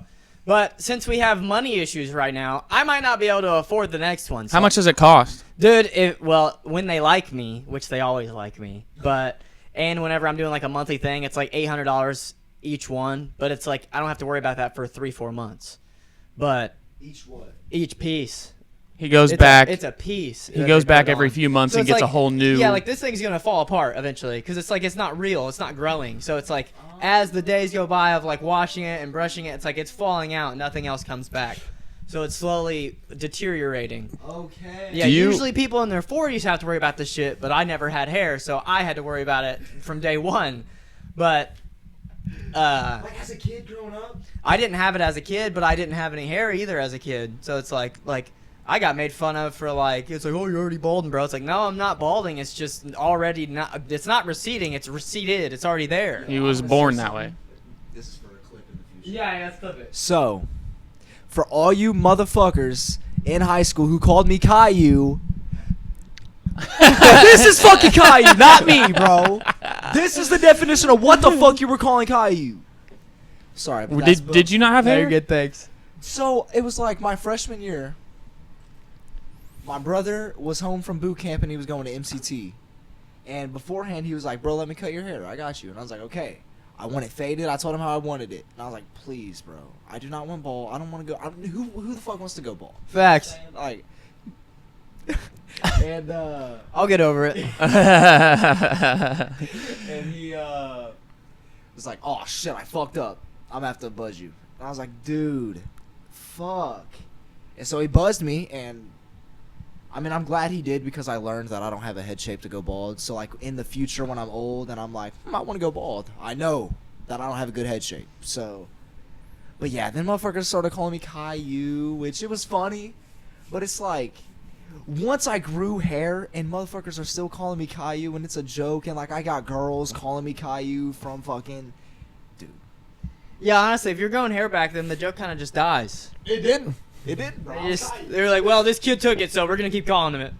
Fuck. But yeah, I mean, here real soon, I might just have nothing. So because it's expensive, and it's like I don't have regular money coming in. You have to give them $800 every time. Every Yes. time I need a new one, they need the money, and it's like. And when he was a GM at Domino's, he had that yeah, money. that was no problem. Well, even when I was working at Olive Garden, I had consistent money, and if there was like a good weekend, I had like $400 just right there. There's no 3-4 days strung together where I have $400 now. So it's like either I work my ass off, which I'm already doing to do this, or I'm just not gonna have anything on my head. So that's really hard for you to let go of. Yeah, I would say right now, at least at this part of my life, Makes me sad for you. it sucks, That's, bro. Like, to have to even worry about that. It really, I'm like, it's like almost no other 24-year-old on the planet has to worry about something like this. It sucks, but I mean, it is what it is. It's like there's nothing I can do about it. And then another thing for him specifically is like even if some other 24-year-old has to worry about it, a lot of the times it's like David's just a very young-looking person. Dude, I got asked if Yeah. I was 18 the other day. I was getting ready to buy like a lottery ticket thing at that place that we went to, and she was like, "Are you 18?" I'm about to be bald, bitch. It's like, and so then if people see him without hair, it's gonna be like people are just very judgmental about stuff, and it's like they're gonna see someone who looks very young but also doesn't have hair, and it just doesn't add up in people's brains. Oh, that fucker's balding already. It's like I what's said I'd look like a Make-A-Wish kid. yeah. That's what Caillou Dude, I is. said That's Caillou. I said Yo, John, hit me up, bro. I said if he can't get his next hairpiece, that I'll just shave my head with him. Dude, I think my head shape's not gonna be the problem. I think it's just how young I look with a chrome dome. You know what I'm saying? Like, Yeah. It's like here down, it's like people are asking me if I'm 18. They're like, "Oh, I'm definitely gonna need to see your credit card." And then here up, it's like, "Oh, Your credit card. Are you my 60? credit card, hello, my ID." But then they see, no, I fucked up. And then they see this up, and they're like, "What the fuck is this kid? Is he a kid?" Yeah. So that's like the thing that I'm most afraid of is being looked at like an alien, I guess. That would be like my biggest fear with this. But nothing I can do. So I would say that's the hardest thing for me to let go of right now. No. I don't want to be Caillou. We can keep Keaton as Caillou. I'll take a different name. I don't want to be Caillou. But yeah, there's my secret for the world. I let it out. I have said it, so True. it's going to be on YouTube forever. So nobody can say. What Alyssa's reaction was. Oh, I bet Alyssa's reaction was I damn don't the same. know. I don't know if she's watching right now Oh, well, she'll know. because she was eventually, on I'm lunch sure. break when she was watching. Bro, I would tell her as soon as I see her. That's crazy to me. Yeah, bro. That's nuts. My hair's fake. Yeah. That shit looks good. It's not real. I'm glad you said this is bad. This is like, I need to go back. Right now, it just looks like you need a shower. Like, No, that's not going to fix this. This is falling apart, and I need to buy a new one soon. A shower would just make it A worse. shower might make it worse. Do you brush it when it's wet? Yeah, yes. You They Uh, always brush it when it's wet. fair. I guess I just heard that it's bad for Fair. hair to brush it when it's wet. It damages Fair. it more. I get. Wait, natural hair. Yeah. Well, I don't know what the difference is because Yeah. I thought it's natural hair, but it's not alive. That's the difference. It's not, Fair. It's not alive hair. So Fair. there's no like natural oils on it. They usually So, give yeah, you, like, maybe- this spray that you're supposed to use on it. maybe but- that's what it is. Maybe it's like the oils mixed in with the wetness is why Right. you shouldn't brush it while it's wet. But if Even if I do get my next piece, this is a very difficult part of my life. I'd be lying if I didn't say I've been very stressed and anxious daily. And it's more than just this. Just how we're living our lives now is very stressful and very, it causes a lot of anxiety. And then I'm also worried about this bullshit. And it's like, I'm getting closer and closer to accepting it because it's becoming more concrete and more real. It's becoming more like, oh, this could actually happen. There might not be anything on my head by the end of this month. That could actually happen. And I'm just going to have to walk around and go out into the real world. And it's like, it doesn't sound like that big of a deal, but it's like, thinking that out, it's just sucks. It's just painful to think about. But, I mean, I'm talking very fine about it now. I couldn't have done this a year ago. It's like, this is the most amount of acceptance I've went through with it at this period of my life. But that doesn't mean it's easy. bro, Doesn't mean I like it. This is it, bro. This is like, I trim this shit barely and I let everything, this is as much as I got for now. It's like, I mean, if it's what I gotta do, so hopefully I have just a super normal head shape. That'd be like the only thing that saves me at this point. And I think I do. dude, if Dude, you could get like a big like head tattoo. I could just wear a bandana and join a gang. true. Dude, be like you could Tupac get like Shakur. you could get like a blue arrow tattooed, like a blue arrow. Yeah, I could be Aang. Yeah. My mom, I told my mom for the first time about 2 weeks ago, maybe a week ago. My mom didn't know. I've been doing this for 4 years. Now I never told her. That's what insecurity does to a man. Well, so this didn't develop in high school or nothing? What, like the insecurity? No, Like, how didn't she know if you didn't have hair in high school? Dude, because I wore a hat every single time I stepped outside of my house for like over a year, 2 years. So everybody just kind of forgot. When did you? What about when you before you moved out from your parents? Like, how did your mom not see you with no hair for up until you were? She did, and that's why when I was walking around without a hat, I was like, oh, no one said a word. I'm like, all right, cool. No one said anything. It was just that, and then that proves to you how much people don't really pay attention. Right. Yeah. It's like, okay, it's not even that big of a deal. No one even cares. So it's like, no one really cares about the head on your hair, but it's like you do. So it's like that's the thing that sucks about Right. it. But yeah, I mean, my mom and my whole family seen how much hair I didn't have growing up. But then you hide it for 2 years, and everybody kind of is just like, oh yeah, David's living his life. They kind of just forget about it. Yeah. Well, And the hat comes off. do you think that it's not that they forget, it's that they were either one, not really paying attention to begin with because they're too worried about all of their insecurities, Which is usually everybody. right? Or because like I'm trying to think about this like from my perspective, I guess it's like obviously I didn't really know you beforehand, so I didn't know what your hair was like, Right. but like I did notice that you were just wearing a hat all the time. Mm-hmm. And it was like, I didn't think anything of it because every time I saw you, you were at Domino's, and Domino's requires a hat. Domino's was a great shield for that. fair. Fantastic. I guess shield. I hung out with you a lot outside of work, but it was like even on the Not days, Domino's, fuck Domino's. even on the days when he You can have wasn't Domino's, I'm not working, eating it. Yeah. it was like he would come over in a hat, and so it was like I guess I just registered it, and I was like, I remember saying something about like I was like, you know, I've heard like wearing a hat all the time can like make you go bald. And you were like, well, like. By the way, I don't have to worry about that because Yeah, right. yeah. It was like, I can't remember if you had just started doing it or like you were like just had made the comment. You were like, well, I never really had hair anyways. well, here, I mean, I can pull up a photo of when I was 19. It was a year before I started doing it. And you can kind of see what I was working with. I would kind of grow it out and keep my bangs a little long, but bro, it was just honestly helpless. Dude, So did you actually just start going? You started balding? No, never had I it. literally, my hairline started up here, just somewhere ridiculous, and then my hair was also super thin, so I couldn't even hide it. Like, this was my hair pretty much growing up.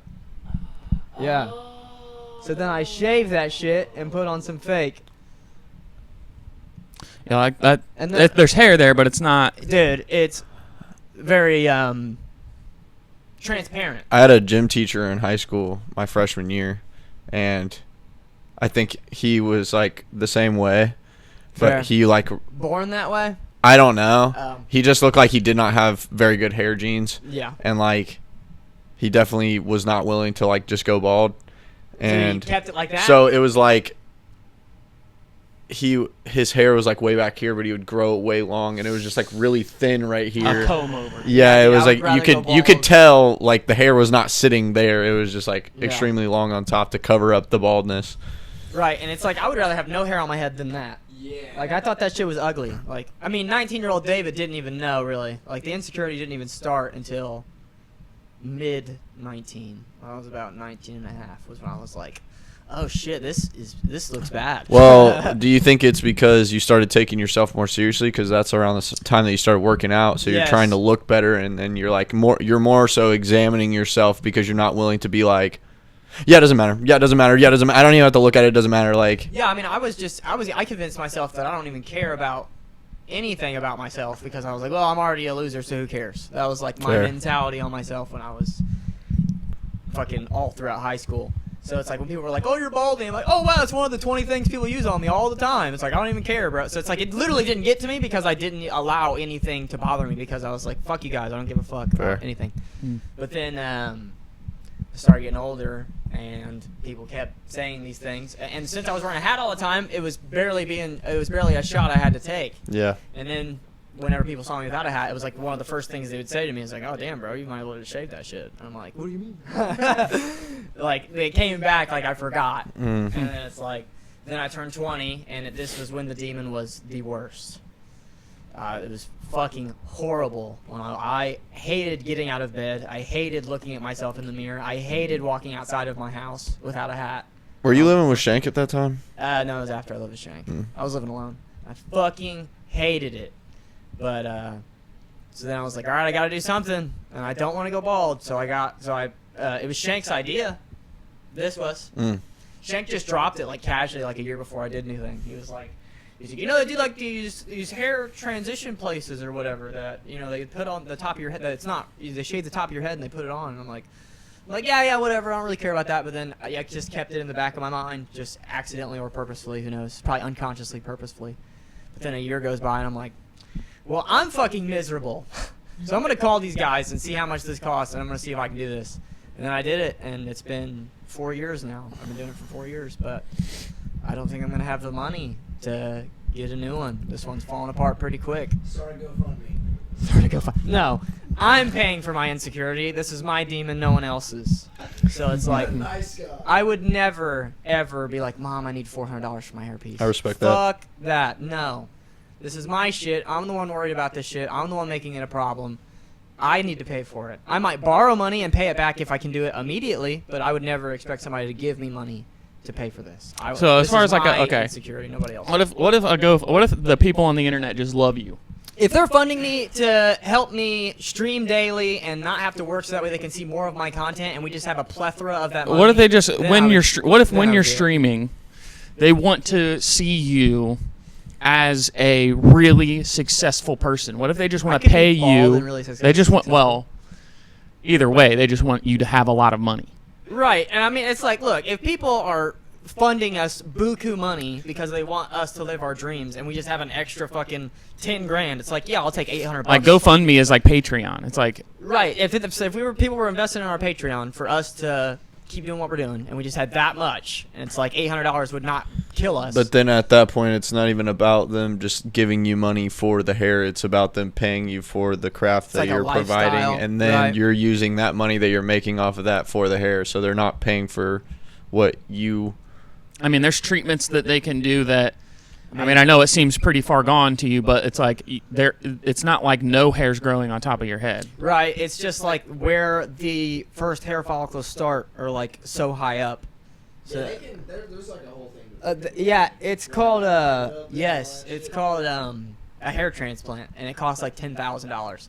And it's like maybe down the line, whether A, I get to keep this thing and I get the money somehow, or B, I don't and I go bald. Either or, I could in theory get a hair transplant, maybe. Well, it's like, what if the internet heard this story and they're like, we love David, and they just like dropped cumulatively they dropped $10,000 in your bank account. I guess maybe I'm just being too pessimistic and I see that as unrealistic. Maybe that's why I'm not accepting it. Maybe if that did happen somehow, some way, I would accept it. I think What if they started a GoFundMe for like $800 for the hair, and then you got that? That would you do it? That would blow my mind. Or would you say, guys, I appreciate it, but I'm not going to use this for the hair. I'm going to use this for...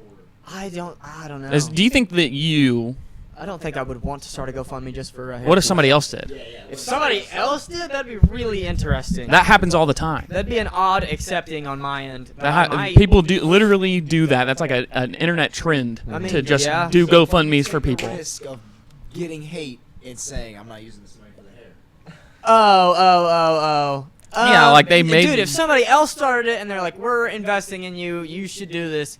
It's like, I might, yeah. But, Like, okay, do you think, here's another but whole separate question. I would never do that Do myself. you think that you do, or like right now you are, or could provide something to the internet, some kind of value to the people on the internet, so much so that they're like, I don't have what David's offering if David's not here. Well, So I'm going to give David money because I want him to stay here. I guess the only thing that doesn't make sense to me in that is that I could do everything I'm doing right now just bald. Like, there's nothing really. I'm not losing. What an if you had arm. $1 million? Right, and I hear what you're saying, but it's like I guess the only thing that's not connecting in my mind is it's like I could stream daily bald. I could do the conscious cast every Tuesday bald. Would I Fair. want to do it? Probably not, but I could. I could go out to the bars every day bald. True. Like, I don't want to do any of these things, but it's like I could. There's nothing really getting in the way of me living my life the way I'm living it, bald. But if you had $1 million, you could Yeah, I could. Yeah. get a hair transplant. Yeah, I could. Yeah, I could get. I probably would. Yeah, that'd probably be an end goal, to be honest. I could see Not necessarily to just specifically to help you get a hair transplant, but just because they love you. I could see the internet just Right. giving you a lot of money. That'd be like a form of empathy. Not even that. They want to see you. They want to see you love who succeed. you are, and so they just give you money. Oh, I see what you're saying. Just in general. Yeah. I hear you, yeah. I mean, yeah, probably one day I imagine I'm going to at least attempt to get... Not everyone is viable for a hair transplant. Fair. You have to literally have the hair follicles in the right place, and you have to have strong enough hair follicles for them to connect. So, yeah. So I don't think you are so far. The picture you showed us of Yeah. before you get you have a lot of follicles up Yeah. there. They're just not They're not thick, and they're not low, I guess. On the I don't know. I don't know what all you've tried to help it. Right. Like if you I didn't have any facial hair, Yeah. and it's kind of long and scraggly when I let it grow out, and it's like there's not a lot. It's few and far between, but it started getting this way because I started putting jojoba oil on my face. Fair. Because your hair follicles need nutrition. They Oil. need oil, and or they won't that's why grow. these fall off. Yeah. Because it doesn't have So I don't know if you ever daily put oil on your scalp or anything like that, but there's a lot of things that can help Fair. strengthen your hair. It's all like, at least the shit that I've read, it's always like the things that they're advertising it for are people who their hair starts to go. Right. Like, they're trying to fix the Right. problem that's starting. It's like there was no problem that started. It was a problem at the beginning. Right. So it's like I don't know if there's any like. I think that's actually more likely to be Fair. salvageable than somebody who is genetically they are Deteriorating. predisposed to lose those hair follicles. They're just going to go away. Your hair follicles are just there. Right. They're just too weak to grow the hair that you need or want. Well, there might not be any hair follicles down here. Fair. They might literally, like, the earliest hair follicles might be up here, Fair. which is why I might not even be viable for a hair How transplant. many times have you gotten new hair since knowing me? Oh, since knowing you? How long have I known you? A little over a year? Probably like a year. Probably Like 4 4. times. It's like every 3 months. They all look like the exact same. They all look the exact same, bro. And it's like he gets his hair cut like whenever he goes in, so it's Yeah, like they cut the sides. It like goes like back to the legit. length. It's like it would be like if you got your hair cut and then it all grew in together, but it's just you only got some of it cut and then the rest of it was just put on at a specific length that's Right. just gonna be. And they put it on and it's longer, and they cut it to what he wants. Dude, it to they look put it on. like. It's like a mop. Yeah. Dude. It's like down to here. Yeah, bro, you look like a rock star. I've seen- And then they cut it up. I've seen David bald one time. It was twice. Was it twice? Did I go? You went one time in Indianapolis, and then you went to my very first one in Centerville, Ohio. Did I go? You were like, you look really good for having 4 kids or whatever. To the one girl. Yeah. Dude, yeah, I remember that. So yeah, you went twice. You told a woman she looked good for having 4 kids. Dude, she did look good for having 4 kids, bro. Yeah. Nah. Nah, she's in a boring town, and she was Yeah. comfortable with it. Yeah, dude. She was Yeah. like, "Oh my god, like I love being here. There's nothing going on." And I was like, "Cool. I love being here. There's nothing going on.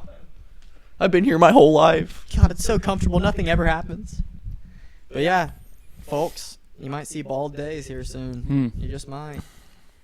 I'm not gonna love it, but I'm gonna get over it. The bald days phase. Bald days phase. Dude, maybe you will love it. Maybe. Maybe it'll just be way less maintenance that you have to deal with, and then Yeah. it'll just be like, "Fuck it." Maybe the ladies will like it. Yeah, that might be the thing they like the most about Honestly, it, bro. that's what I'm saying. I God, feel I love like the dome. Like it's unique. Oh, it's gonna be very unique. Like you don't see people that look like me that are bald. You just don't. I heard and saw that you choked back that giggle, okay? Dude, he's been dying this whole time. I've been watching him out of the corner of my eye. bro. I just love how like you're coming like how like you just sound like you're just now accepting it type of shit. I've had to face a lot of demons to get right here in this moment. It's just amazing, bro. I love you so much. Dude, Bro. I love you too, bro. I just feel like you could use it to your advantage almost. Probably. be like, yeah, I chose to go bald because fuck it. I mean, Like, because technically you still have hair. You'd have to shave it all off. yeah, let me keep this. So, You know how funny that'd be? In high school about fucking, like you said, I'm a loser anyway, so it doesn't matter. If you like, just flip that. Yeah, opposite. I don't give a fuck. Yeah, I'm a winner. I'm a winner regardless. anyways. Yeah. That's kind of what I'm. That's kind of what's helping me accept it. Is like, it's like I put a lot of like the work ethic that I put into, because that's really what all that people. All right, I'm gonna say it. This is all people care that men are anyway. It's how valuable they are and how much value they put down. It's like, sure, how aesthetic you look is dope. Like, it's a little cherry on top. yeah, it's like girls like that. Girls want you to stick out and to look good for people to see. But if it's like, if you're the strongest dude in the room, you're gonna be successful. It's like if you're Well, there's things that David can do that no one else can the way you do it. right. You are Bald you or are not. uniquely valuable to the world in ways that no one else could be. Right. And it's like, at the end of the day, that's all people really care about for a man's value anyway. It's like, he should be competent, confident, and well accomplished. Niche. Very niche as well. He should be very good in his field. There's no one if you want this specific thing done, there's no one else that you would call. You would call David. Right. And then also, it's like, it'll make me care less about a lot of things anyway. Like, it'll make me, because to be honest, I'm holding on to a problem that doesn't exist. It's like the only person that's really going to care about me going bald is me. Right. It's like, who the fuck else is going to care? I'm going to care. Damn it. Honestly, I care because I guess I care because you care. Like, I get that feeling from you. I just feel bad. Like, Right. I don't feel bad for you, but it's like I feel sad. For It's you. like You're feeling empathetic towards the Yeah. way that David would be feeling if like he had if you to had go to deal bald. with it, Right. you wouldn't it's like just it. unfortunate. Like, it's like some people are born with it, some people aren't. And it's like, that's Dude, just how also, it I'm not works. going to be able to be seen around you if you're bald. Yeah, That's fine. I'll be bro. wearing a hat. Oh shit. But yeah, I didn't mean to take up the rest of the time here, but I would We still got say- time. Yeah, like 15 minutes probably. 15. I thought. Oh. Yeah, I was about to say. I thought You you have to said leave by 2:30. 2:30. What time did we start? 2:30. I think we started at 12:30. Oh, okay. No, we started before that. That's what I was like thinking. Noon, maybe. Yeah, we probably So, did start at noon. 2 o'clock is a 2-hour, but not that we can't go longer. But Yeah, the last one was just about an hour and 5 minutes. Yeah, but that one, dude, that one could have went way longer. yeah, Yeah, we're at an hour I don't and even remember it. 35 It seemed like minutes. it was, what stopped us? You had to You leave had to to leave. go to training. Oh, fucking duh. True. God, fuck Keenan being dedicated to his Honestly, fucking passions, bro. honestly, True. bro, you should And just didn't you say- skip out on your fight for us? bro. it was like you went to that training and it was Yeah, it was like bro. horse shit anyway. Bro, oh my god. You want the mic? Yeah. Oh shit. Yeah. It was just like, as soon as I went there, usually there's like 4-ish dudes in the ring, and then my coach V, the wrestling coach, doing MMA wrestling. And I walk in there and there's just 2 dudes in the ring, going like grappling, and no coach V. And I was like, are you I have an interesting question. serious? So you're going to training really consistently, and you wanted to go that day because you're like, I have to be consistent because you want to be the best fighter you can be. Would you say doing this podcast is making you a better fighter?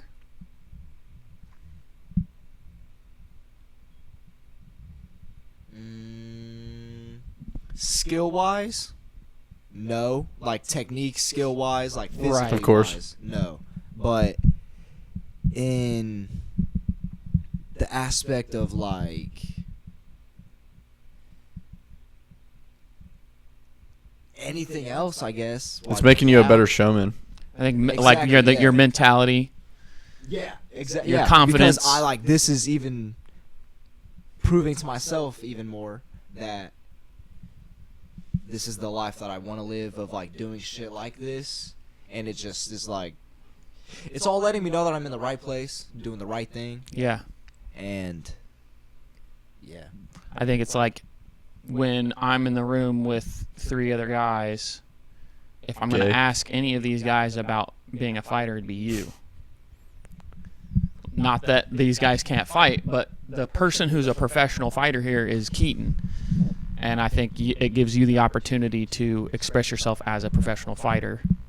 Yeah. Fair. which Yeah. manifests you as this. You're the person who people go to talk about fighting, to talk about what you do to train, what you do to recover, what you do in the ring, what you do to psych out your opponent, what you do to talk shit, what you do as your social media presence as a fighter. You get to express that here, and I think that just makes you more of a fighter. It also like feeds into the things that you're doing like on social media.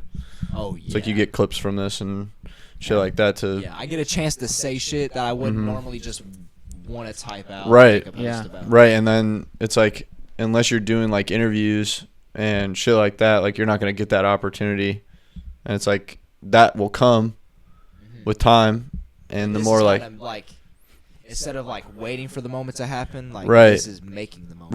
right, I would agree. I would say like the consistency of it has been crazy. Yeah, 8 weeks straight is nuts. People get to literally watch. It's like, a couple years from now, when you're like top of the MMA ranks, like world class fighter, and people want to know like how did he get here? Right. They're going to be able to look back every single week, and they'll see you grow mentally. They'll see your body change. They'll see where your mindset was at, and it's like if anybody wants to know how to turn into Mad Dog, they can go look at this podcast and be like, this is the evolution of Mad Dog. Like, this is how he got there. It would be very interesting in the future to be able to go back and look at this. Yeah, facts. I was even talking to Alyssa about Sean O'Malley and how he's like I was like, it's crazy how I remember being in high school, like watching Sean O'Malley's podcasts, watching his vlogs, and him saying he's gonna be UFC champ one day. And from that time, it was like, God, he's not even ranked yet in the UFC. Like, he has this matchup, these matchups, like, this could happen, like, anything could happen. But the motherfucker became champion, Yeah. and it's like, yeah. It's real. It's real, yeah. Yeah. You're making it real here. Yes. Yeah. I think the same thing goes for like when any of us are talking about the shit we're doing. It's like Noah is a musician, and he gets to express himself on this podcast about, which I think we need to talk more about stuff like that, but it's like what we're doing outside of this podcast. Like, the reason this podcast is interesting.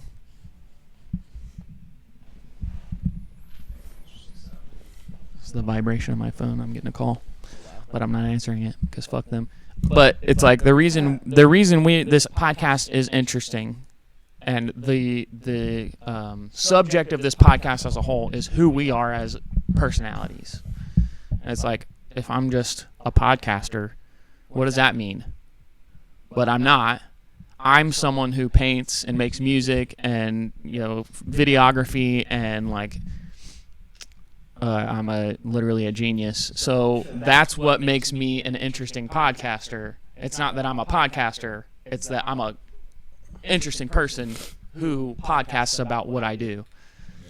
And that's your value as someone on this podcast is you're an interesting person. It's interesting to talk about the shit you're doing in your life on this podcast. And then because of that, you get to be a podcaster.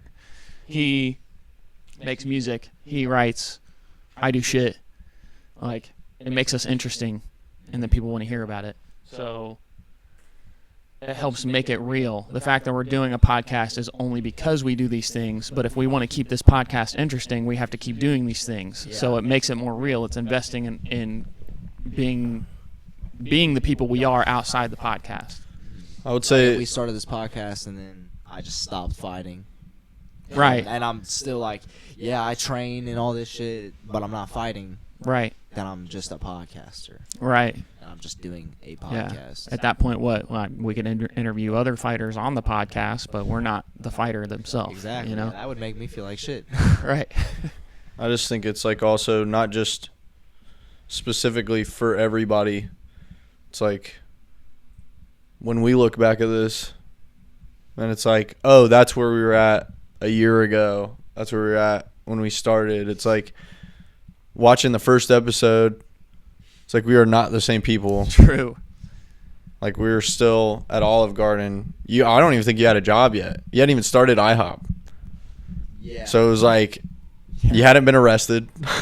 Yeah. Like, we hadn't been through all this shit. It's like we get to look back and be like, okay, this is what was going on at that time. Because sometimes you don't remember. Yeah. Like, It's kind of like a vlog. It's kind of like Right. we're on a journey in life, and we get to have check-ins every week on Tuesday right. about where we're at and where our mindset is at and what we're thinking about what we're doing. And then it's like we were pretty much doing that anyways. I would say this has been more regulated, obviously, because it needs to be. But it's like I would say that we were pretty much doing shit like this anyways, just sitting and talking and like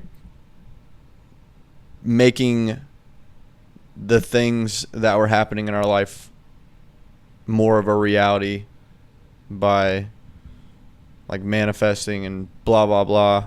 And it's just like also like I get to see you more consistently now because like we're doing this. So there's like a lot of benefits that I've gotten from it that are not just getting my name out there, essentially. Like, going forward, like every episode before now, David was one person. But every episode after, from now and going forward, David will never be someone who's hiding from the world the fact that he is True. bald. And that's like a progression point in David's life, and he will literally be able to go back and look to see, this is the day I stopped hiding this. Like, Facts. It's That's huge. Crazy. Yeah. That's a big life moment. yeah. So I don't know. What were you gonna say? I was just gonna ask somebody else what's something that is hard to let go, because that was what you answered, and then Did we go on a tangent? we Was all we that never a tangent? yeah we never made it back to that question. Oh well, I said mine. Yeah. It's really hard for me to let go. I've always been a very ambitious person. I detest the status that I was born into as a just extremely impoverished person. Not extremely. I can't say extremely. Just It's like impoverished? living in the United States, you're never like... Yeah, I mean you're not starving But every day. yeah, but I'm much closer to starving. I was talking to David the other day about he looked at a photo of me when I was 18 years old, sometime during our friendship, and he was like, "Dude, it looks like you're on drugs." I was like fucking when I was in high school, I was like basically like a straight edge person. I didn't call myself straight edge because at the time I thought that was cringy, but it's like I didn't do drugs. I didn't drink alcohol. I was very like I had a girlfriend and I was very faithful to her. Like I was like not promiscuous at all. And I was like very much invested in becoming a successful person. I was planning to go to school for biochemistry. I was going to be a fucking scientist, big brain genius, Mr. Science. But I looked bad. I wasn't ugly, but I was skinny and I didn't look healthy. He said it looked like I was on drugs. Like, Did you drink caffeine and shit back hardly. then?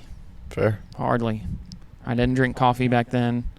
I rarely I had a Monster here and there, but not as much as the other people did. Right. Like, I drank a lot of water. The biggest problem with my health at the time was, number one, I wasn't the most physically active, but I think the thing that contributed even to that the most was my diet was trash because I was poor. I didn't have the money to eat healthy. I ate ramen noodles and fucking Chef Boyardee. Like, I did not eat healthy. And I genuinely believe the foundation for being a healthy person is the food you're eating. I would agree. You can't get fit if you're not eating right. Facts. And you're not going to look healthy if you're not getting fit. It's just, and it affects your mental too. Like, your body needs certain things. We are a walking chemical reaction. I can tell you that because I went to school for biochemistry because I was big brain science. We are a gigantic chemical. And you have to feed this chemical reaction the right chemicals to keep it reacting the right way. And that wasn't happening for me my entire childhood because, I mean, my family struggled. My mom was alone. I'm not going to talk too much about it, but my dad was not really there the way he should have been. And so ever since I became an adult and I had my own money and I could make my own decisions about my diet, I have made it a huge priority to eat the things that I know my body needs. I started eating more meat in general, just more protein. I love salmon. Salmon is one of my favorite foods. I eat a lot of green stuff. I I like eat salmon. broccoli and avocado and spinach and kale and etc. And I just look healthier. I look way healthier now. And it's fueled my mental progress. I'm more energetic and motivated and disciplined. I started working out. I'm physically fit. I'm able to do jobs that are more strenuous that I never would have been able to do back then. But the thing that's hardest for me to let go is that when I was 18 and I'm making these commitments to be more healthy and I'm becoming more physically active and fit, I did not see when I was in high school, when I was a kid, and up to the point when I was 18, I never saw myself reaching 30 years old and being broke. It's very hard for me to let go of I would say I'm much higher status in a lot of ways now, but my status in life is hard for me I hate it. I want to be extremely successful. I want to have so much success that I am able to help others become more successful, but I'm not there yet. I know it is still going to happen, but I wanted it to happen already, and it hasn't, and it's very difficult for me to let go of that. So is like time the thing you're not letting go of? That's part of it, yes. I think another aspect of it is I want to be there because part of what I want to do with my life is it requires me to be successful. So I can't do it yet. And it bothers me every day when I wake up and cannot be who I really am because I'm limited by my resources. And I can still be a lot of who I am. And I've been doing more and more of that, especially in the last couple years. Like Painting. all that. Yeah. Graphic design. Yeah. But a huge aspect of who I am is how I influence others. And I'm very limited on how much I can, I would love to teach other people how to paint or how to realize a vision they have. Yeah, it's Fair. like if they want to, I would love to teach people how to become successful. How can I do that if I'm not successful? So it's like I'm just very limited, and it bothers me, and I'm not giving up on that. It's just I wish it was already here, and it's not, and that bothers me. So I guess is it letting go of the feeling of being bothered by it? Yeah. I guess I'm just trying to figure out what it is exactly that is the thing that you're having a hard time letting go of.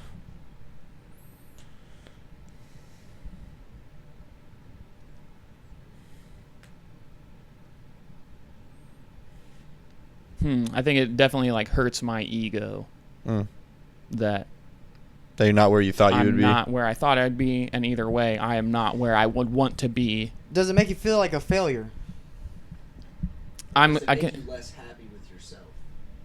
Let him say that into the mic. Yeah, please. Does it make you feel less happy with yourself? Yeah, I feel less fulfilled, and I can definitely be pretty tough on myself. It's easy to pinpoint specific decisions I've made that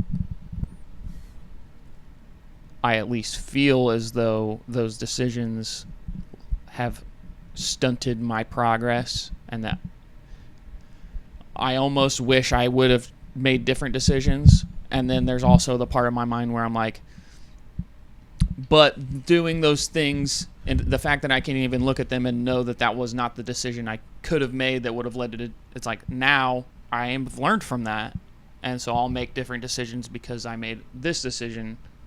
Now I know I'll make this decision. Absolutely. So would it be about letting go of the past? Yeah, and letting go of my mistakes. Like not holding them to be, not to say that they don't have any value, but to not to have so much value that it's driving what's the word? Distaste, I guess, Right. with yourself. Yeah, it's like I can't see myself as this person who is making all these mistakes. Right. That's not who I am. It feels like who I am because that's what I've done. And we're very much defined by the things we've done. True. But I am a person who wants to do different things, and I am a person who will do those things. I'm not at least I'm not just the person who's made these mistakes. Right. That is the person I am, but that's only a one page of the book. Fair. I would say that that's just like decisions that you've made. Like I feel like if you like think about yourself as the person who's made those mistakes, or I guess like I'm trying to think, because there was like a Joe Rogan clip I saw one time where it's like if you treated your life like there was a film crew following you around, make the decisions that you would make there. Fair. Because a lot of people,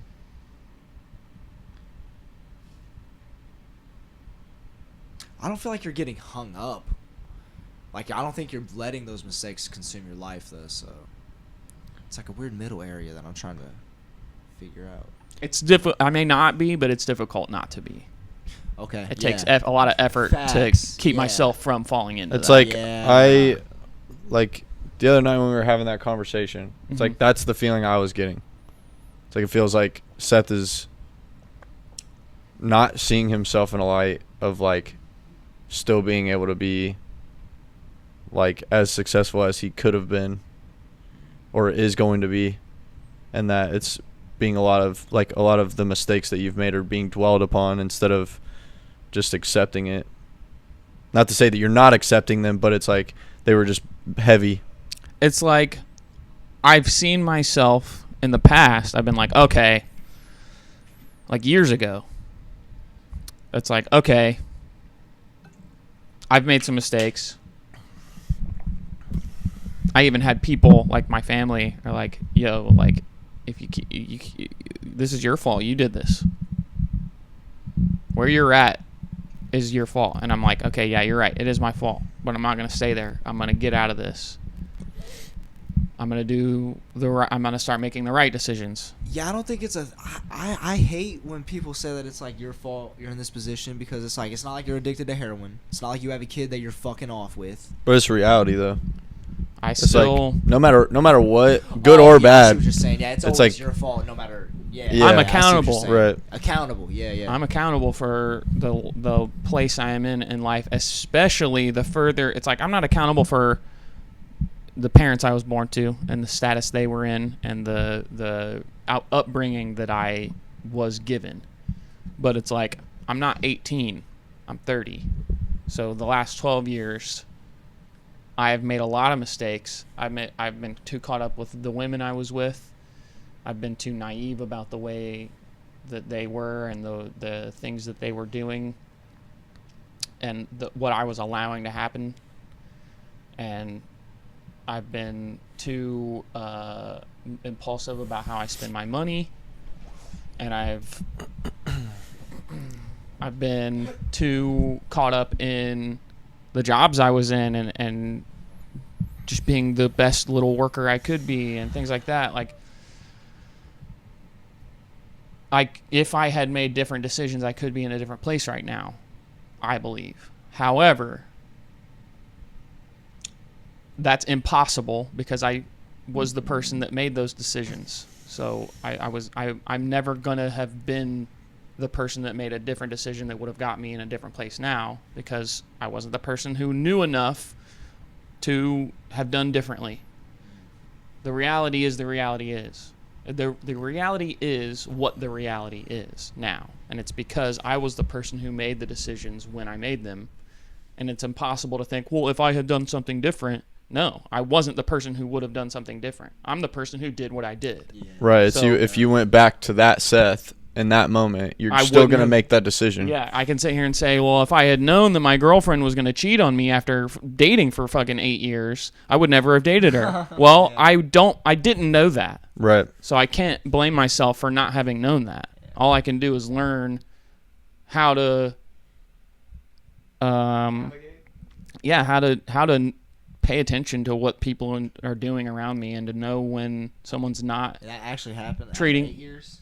Well, she cheated on me at 6, and I dated her for another 2. Got you. So yeah, even I mean, more. it's fucking hard to get rid of someone like that. Right. Dude. Like, It was like, oh, fuck, I've been with this person for 6 years. That felt like forever. It's like, how can I just give up on that now? It's like, well, you have to because it's 2 never years going to ago change. by, This is yo. still the girl that cheated on you now. It's like 2 years aren't going to go by and all of a sudden she's not the girl that cheated on you. She's probably even worse, and she was. And it's like, now I've made a million mistakes with women in between then and now.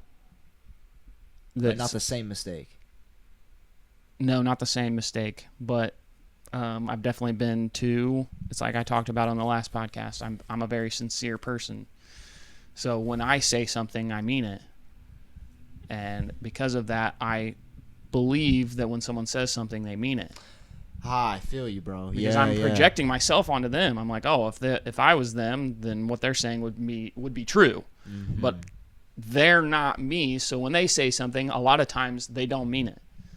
And so I've learned to just not take what people are saying at face value and to take it as, oh, they're saying something to me because they want me to believe it, but maybe it's not true. And so now I know when people are trying to people please me, and when people are trying to just get on my good side, and when people want something from me, so they're saying something to get me to give them that. Yeah. So so that's where it's almost a good thing that I spent 8 years with a girl who was not sincere, because now I know all the little things people can say to me to manipulate me and to get me to do and say and be what they want. Damn. So it's helped me. It's Yeah. almost a good thing. I think of it as a mistake half the time, but on the other half, it's like Because you're a man with accountability. it was a learning experience. So I think It's- Go ahead. Sorry, I didn't know. yeah, it's all just experience. I was gonna say I think it goes into like what I was telling my mom when we first moved up here.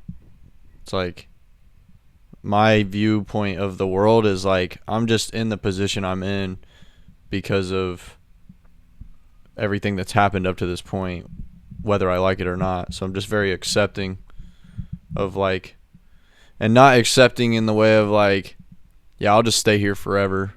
Like, I'll just be broke for the rest of my life. This is just what it is. It's like I'm just accepting of the fact that I've been broke to this point. And it's like I wasn't given anything to set me up to learn all these things before I'm an adult. And then I have to do it on my own. There's nobody teaching me, like, hey, when you're dealing with women, they're a different beast than dealing with men. Like, they didn't teach me that to be a man, you have to be accountable for everything that you do and say. And you got to follow through with things and work hard and sacrifice. It's like nobody was teaching me any of that. So it's like I become an adult, and like for the first 4 years, I'm still a child Mm-hmm. because I'm doing it on my own, but I'm a child just lost. And You it's had like- to go do things and see the result, and in the process learn, oh, when I do things, I'm accountable. Right, and it's like I had to look into people.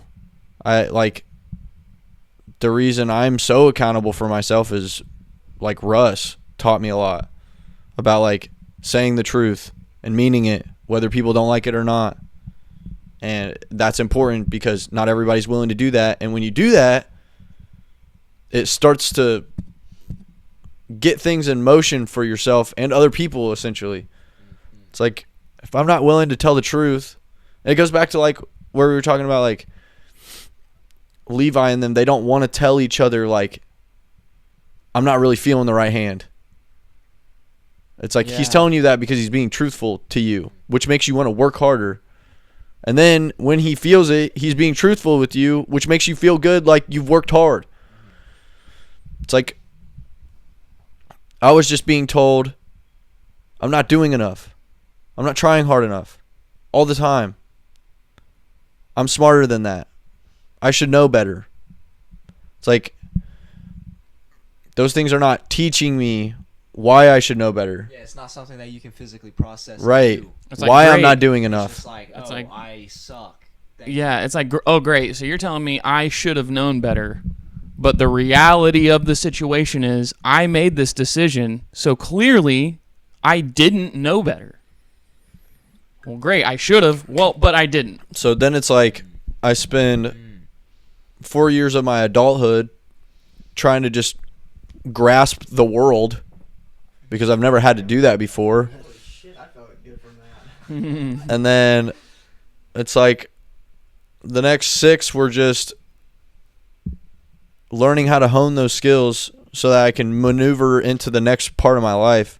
Like, I was thinking about it while you were saying, like, you were, like, bad with women and bad with money. And it's like, if you would have got rich and successful before you honed those skills, you would have been a mess. Yeah, that's the someone way- who would have taken all your money, Right. filed for a divorce. Oh yeah, And that's the way I feel show. about it too. It's like I've spent a lot of time, obviously, like, you know, God, I like wish I was famous already. I wish I was rich and successful already. But it's like every time I look back at the times where I was like saying that, it's like, bro, all the women in my life would have just taken advantage of me.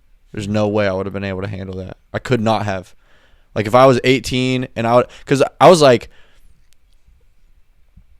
when I was probably like 19, 20 around there. And I was like just starting to like really like be like, okay, I'm going to be a musician. This is what I want to do. I want to make music. And I'm like, you know, maybe I'll just blow up off of a song and that's fine. I'll just make a bunch of money off of it and it'll be cool. And it's like, dude, if I would have done that when I was fucking 20, there would have been a bunch of people in my ear being like, yes, yes, yes, yes. And then I would have just done a bunch of stupid shit in front of the public. And at that, it's like, I've had to take a lot of time of like understanding my limits with alcohol, because if I would have been famous already, bro, there's no way I didn't make an ass of myself being like way too drunk in front of a bunch of people. Like, Yeah. it's like I made an ass of myself in front of a bunch of people that aren't really paying attention to me, but it's like we got it all on camera. It's like I just looked ridiculous. I'm like, I know, but it's like I can't imagine if that would have been all over the internet. Right. It's like, look at the Vanilla boy. It's Look like how the he's person acting. that recorded it. Like, it's upsetting that it was recorded at all, but it's like, I'm glad. Yeah. thankfully it was a person you could trust. Right. 'Cause David's not here to record it to try to go make you look bad to everyone else. Right. It's to show you so you can see that you're not doing what you would have wanted to do, so then you can learn from that. And now it's to your benefit that it was recorded instead of being used against you. Because if you were famous, someone that wasn't David would have recorded God, that, bro. and they would have posted it on the internet, and I'd they would have made it look as bad as it could have. And that's the other thing too. It's like, for example, just the people around me. It's like, bro, if I'd have been famous a year ago, I'd have still had 6 snakes in my circle. Like, Yeah. it's like now I don't have to worry about that when I get there. Yeah. I can just spread the money and love with the people that I actually know are genuinely going to be there to support me and have been there and want my best interest at heart. It's like there's just a lot of things about life that you just got to roll with the punches. It's And- hard to see 20-year-olds who are successful Right. and not look at myself and be like, what am I doing wrong? But it's like who the lead singer of the Red Hot Chili Peppers. Anthony Kiedis. How old was he when they dropped their first When they dropped their first album, successful album? like globally, he was like 28, I believe. It's like everyone's life is on its own timeline. You can't compare yourself to someone else and think, oh, wow, they're 20 and they made it. I should have already made it. It's Right. like, I clearly wasn't ready for that yet. I think that Right. life has me on a path that I'm going to get there no matter what. I'm going to do whatever it takes, but I may not always understand what I'm supposed to be doing at that time. I will figure it out eventually, but until that time, I just kind of have to ride the wave of where I'm at and what not I'm give trying to up. do. Yeah. Yeah. Because if you give up, then you're never going to get there. Yeah. My mom tried calling me as soon as you started talking, so I did not hear the first like 10% of what you said. What exactly was it that you Just now? of like the whole thing that you were talking about whenever you were talking about what all were you saying? Oh, just like growing up and people talking to you a certain way, like you should have already known that. It's like, what exactly did you say that was hard for you to let go of? I didn't. This is Oh. still me. Yeah, I was just Oh, shit! I thought when you started talking, you went on to that. No, No. I said what Damn. was hard for me to let go of, and we're just talking about that now. Fair. Okay. Damn. Sorry, I thought I missed out because my mom tried to call me. Thanks, Mom. She'll watch this eventually. Yeah. Well, I didn't mean to break it up. No, that's okay. Was I that think pretty much- we've covered Yeah, a lot. I It's think- like Well, I would love to know yours then. I was trying to think of like I was trying to like Keaton has, cohesively like, like put 12 it together. minutes. Yeah. Cuz it's like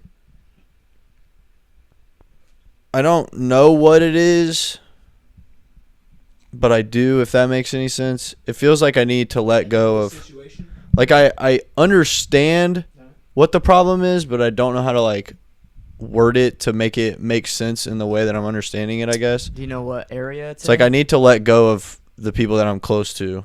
Like Okay. Do you need to distance yourself? like I need to not be like is it like the hero complex? Like you can't save people from being who they are. like you're not me. right. Like I'm like I was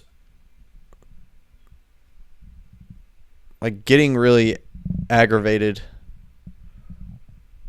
And like I was thinking about it, I'm like, is it me being like too,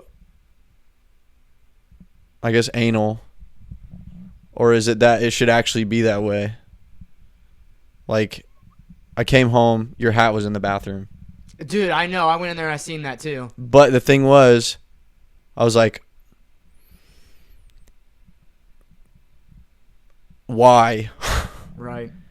And then I was like, okay, I need to say something to him. I was like, why do I need to say something to him? For what? Why is that my responsibility? Why do I need to take on that burden? Fair. Why is that on me? And then I was like, because I don't want to look at it. I'm like, but I've also said multiple times about things like this in general. And then some time went by, and I was like, I should just go throw it in his room. And then it'll be on his floor. You can pick it up. I was like, why would I need to do that? Now I'm being spiteful about it, it feels like. I feel like I'm trying to make it a point to you, like, hey, get this out of my way. Right. And I was like, surely he'll grab it. And then a day goes by, and you didn't grab it, and I knew you had been in the bathroom, Dude. which aggravated me even more. Right. I was like, how is he going to come in here, look at it, and just not touch it? I was pissed at myself when I went in there. It was, this is not an excuse. I'm just telling you where my mind was. It was after helping that dude move. Yeah. My whole body was like drooped. Yeah. I was like, how the fuck did I leave this hat in here? I was like, I gotta piss. And I just walked out. Went back in and I was like, how the fuck is this still in here, bro? Went to a room for a reason and then you Dude. leave not even having the reason done. I seen the hat. And then I was like, didn't grab it. And I was seeing the hat again. I was like, fuck. And I grabbed it. It's like in the moment, it's not a priority, I guess. But it should be. But I'm listening. Sorry, I didn't mean to cut you off. But it's like, that goes into a lot of areas in my life. It's like Seth saying that we went to Columbus for my dream Mm-hmm. was like,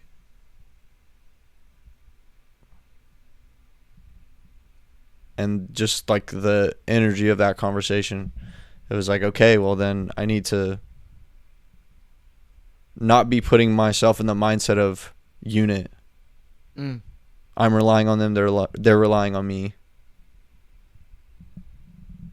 It's like I just need to do whatever I need to do.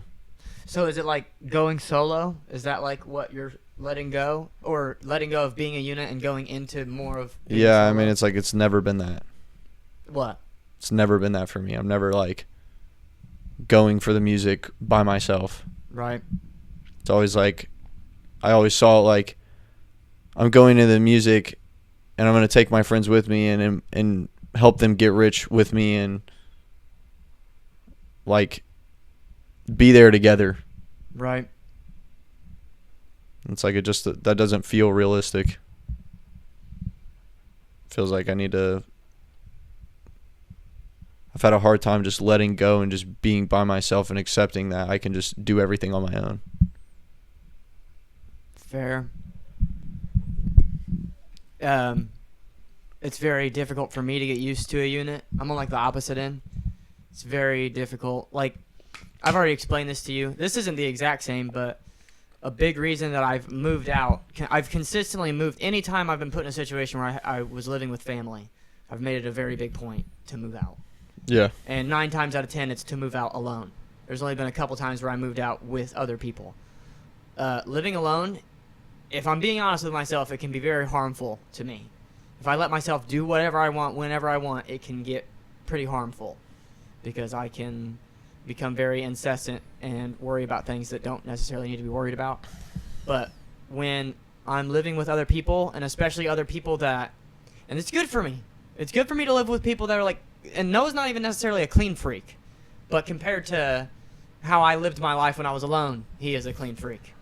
I wouldn't say he's a clean freak. I would say he likes to live in his house in a very normal, clean, well-organized way. And I guess that would just that conflicts with my open-spirited, like, who cares? And then it's like, I'd rather live in a clean house than a messy house. So I'm like, okay, fair enough. I'll listen to Noah because it is helpful. The dishes are done more often than they would be if I was here alone. Shit's done in the house more often than it would be if I was here alone, or at least in the past. It's very helpful, but there's a bunch of other things that go into sharing a living space with somebody else that I get very hard-headed about. It's like I want to live my life how I want to live it all the time, and I can get very selfish with my time.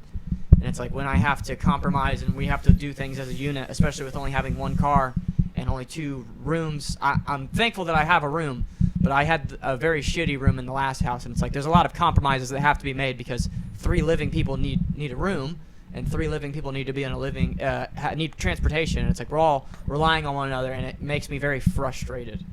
And living in a unit setting can get under my skin a lot. And I very selfishly strive to live alone for a lot of time in my life. I have never lived alone.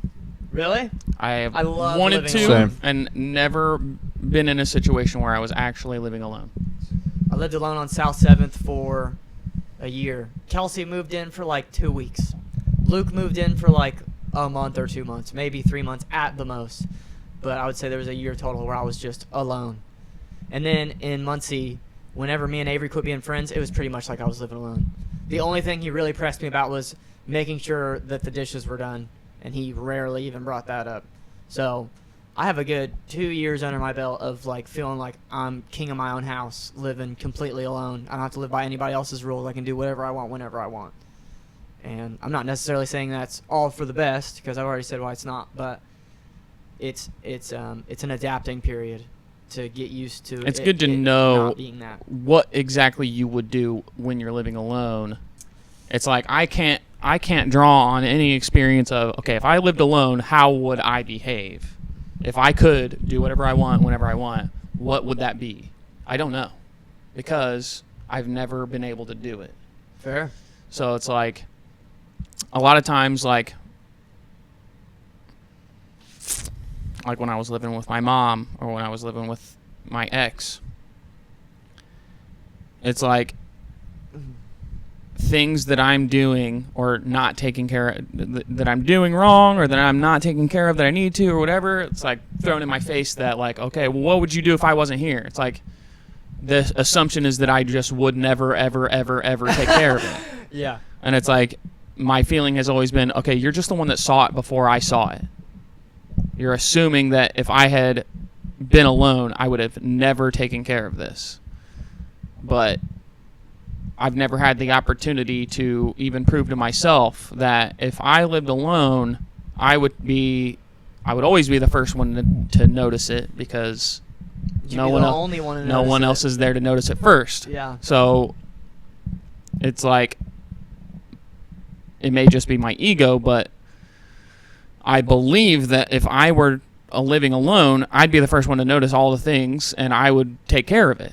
Well, you're also the first one that has to put a line down. Well, So- I know that I have the same lines. Right. Well, what you mean, like now after living with us? and Like, everything? no one needs to tell me that the dishes need done. I know the dishes need done. My lines are the Right. same. It's like a double-edged sword. So it's like, as you... Well, I'm talking from experience here, at least.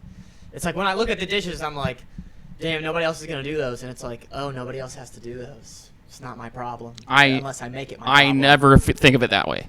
Didn't you say the dishes were like the worst part when you lived here with Kelton? Right. Neither of us did the dishes. Right. But no one brought it up, so wasn't it on you at that point? Well, the whole house was completely trashed at one point, Fair. and no one was saying anything to anyone about it. Yeah. But the only person that ever took care of any of it was me. Yeah, I remember you had a whole day where you did the whole house. And from that point forward, the house never got where it was until Kelton Fair. moved out and you moved in. But we were like driving back and forth to Yeah. Columbus and shit. Like, we were better than it it's ever different. got before. Yeah, but it's like the dishes eventually would have gotten taken care Fair. of if it was me living there. I would say I sometimes got pretty lazy. it's harder to motivate yourself to do shit like that when Yeah. it's not just you. Right. It's like It's I like he's didn't looking wanna at all of Kelton's dishes and like, okay, so if I'm gonna do my dishes right now, I'm also gonna have to do Kelton's dishes because if I Right. don't, then nobody's gonna do True. them. And honestly, that's the thing is I know eventually that wouldn't have mattered because the whole apartment was me and Kelton's. Mm. I fucking cleaned Kelton's room.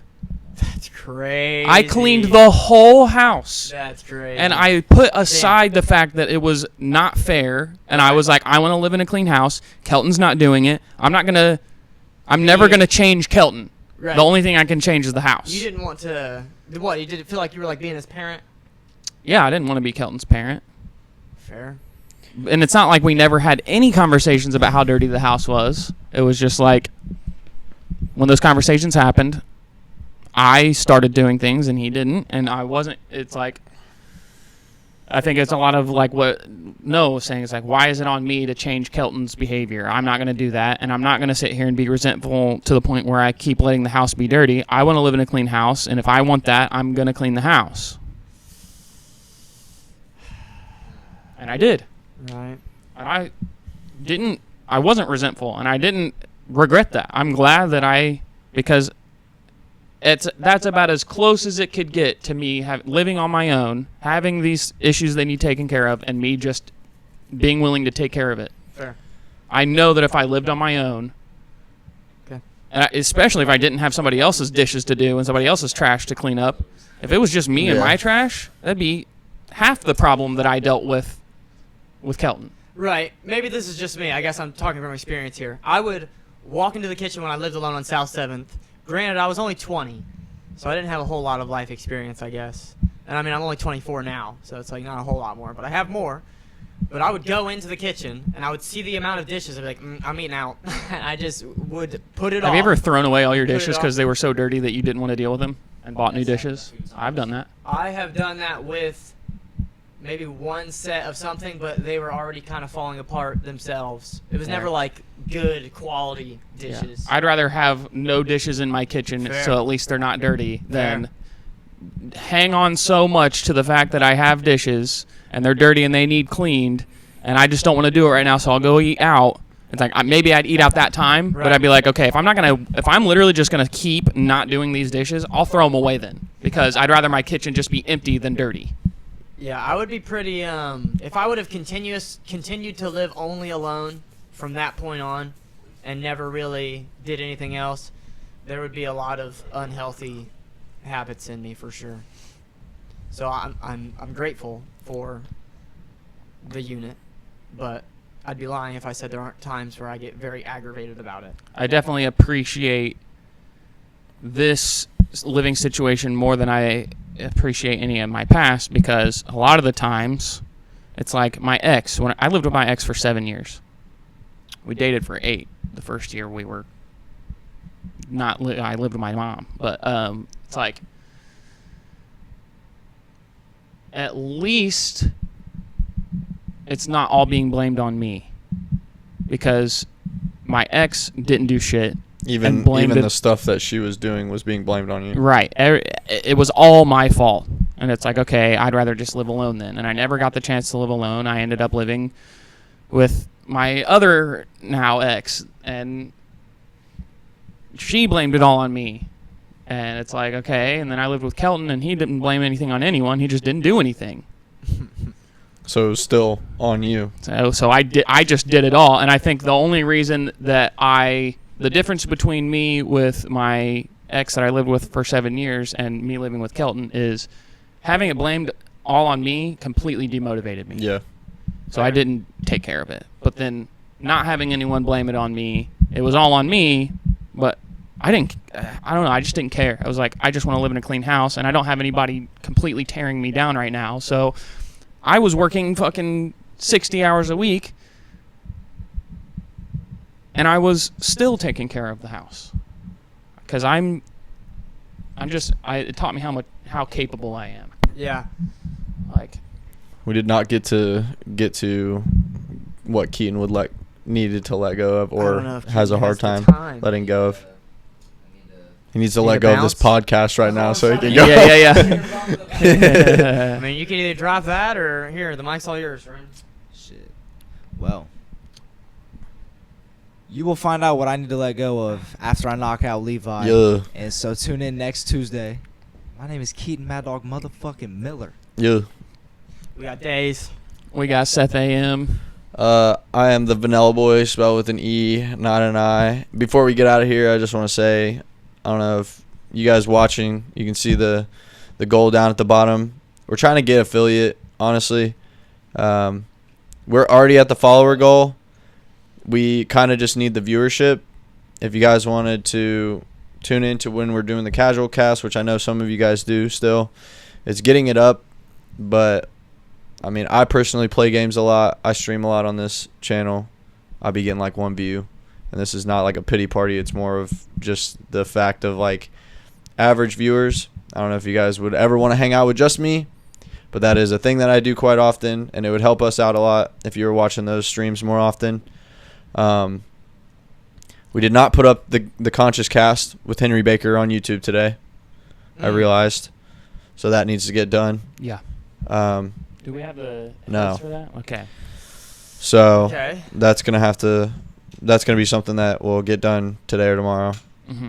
and then Even if you don't have time to watch while we're live, that's okay. you can still turn it on. Turn it on. Turn your volume down. Yep. Just if you got Put it on in the background. Yeah, literally. If you got a PC at home, just open up the web page, turn off the volume. Like, just leave the video on so that we get some viewership. It just helps us out. Because once we get to we're halfway there right now. 2? 3. Oh. It We has have to be to- 6? We have to what? 5.1. I mean, it has to be Okay, just okay. above 5. What has to be above 5? How many viewers? viewers do we have? 3. to have? We have to have Oh. average 3 viewers. Oh, I thought you were saying we So do where are we have at three. now? We're Okay. at 1.5. Okay. We're halfway there. So And it's like, for as much time goes by where we have 0 viewers, it takes away just as much as having 3 viewers gives. Right. So, if we're going to be on streaming and have 0 viewers, that's hurting us. And for those of you who don't know what affiliate is, essentially that is the way that we would get paid to do this stuff. So, and if there's ever any suggestions or things that you would like to see more of, then by all means say something. But yeah, that's We're going to let Mad Dog get out of here. yeah. Thank you, guys. I'm glad that we got to do this today. Thanks for tuning in. We Share it will. with your friends. Share it on your story. Yeah, tell people. Bye. Check us out on You Know the Guys on Instagram. You. Peace.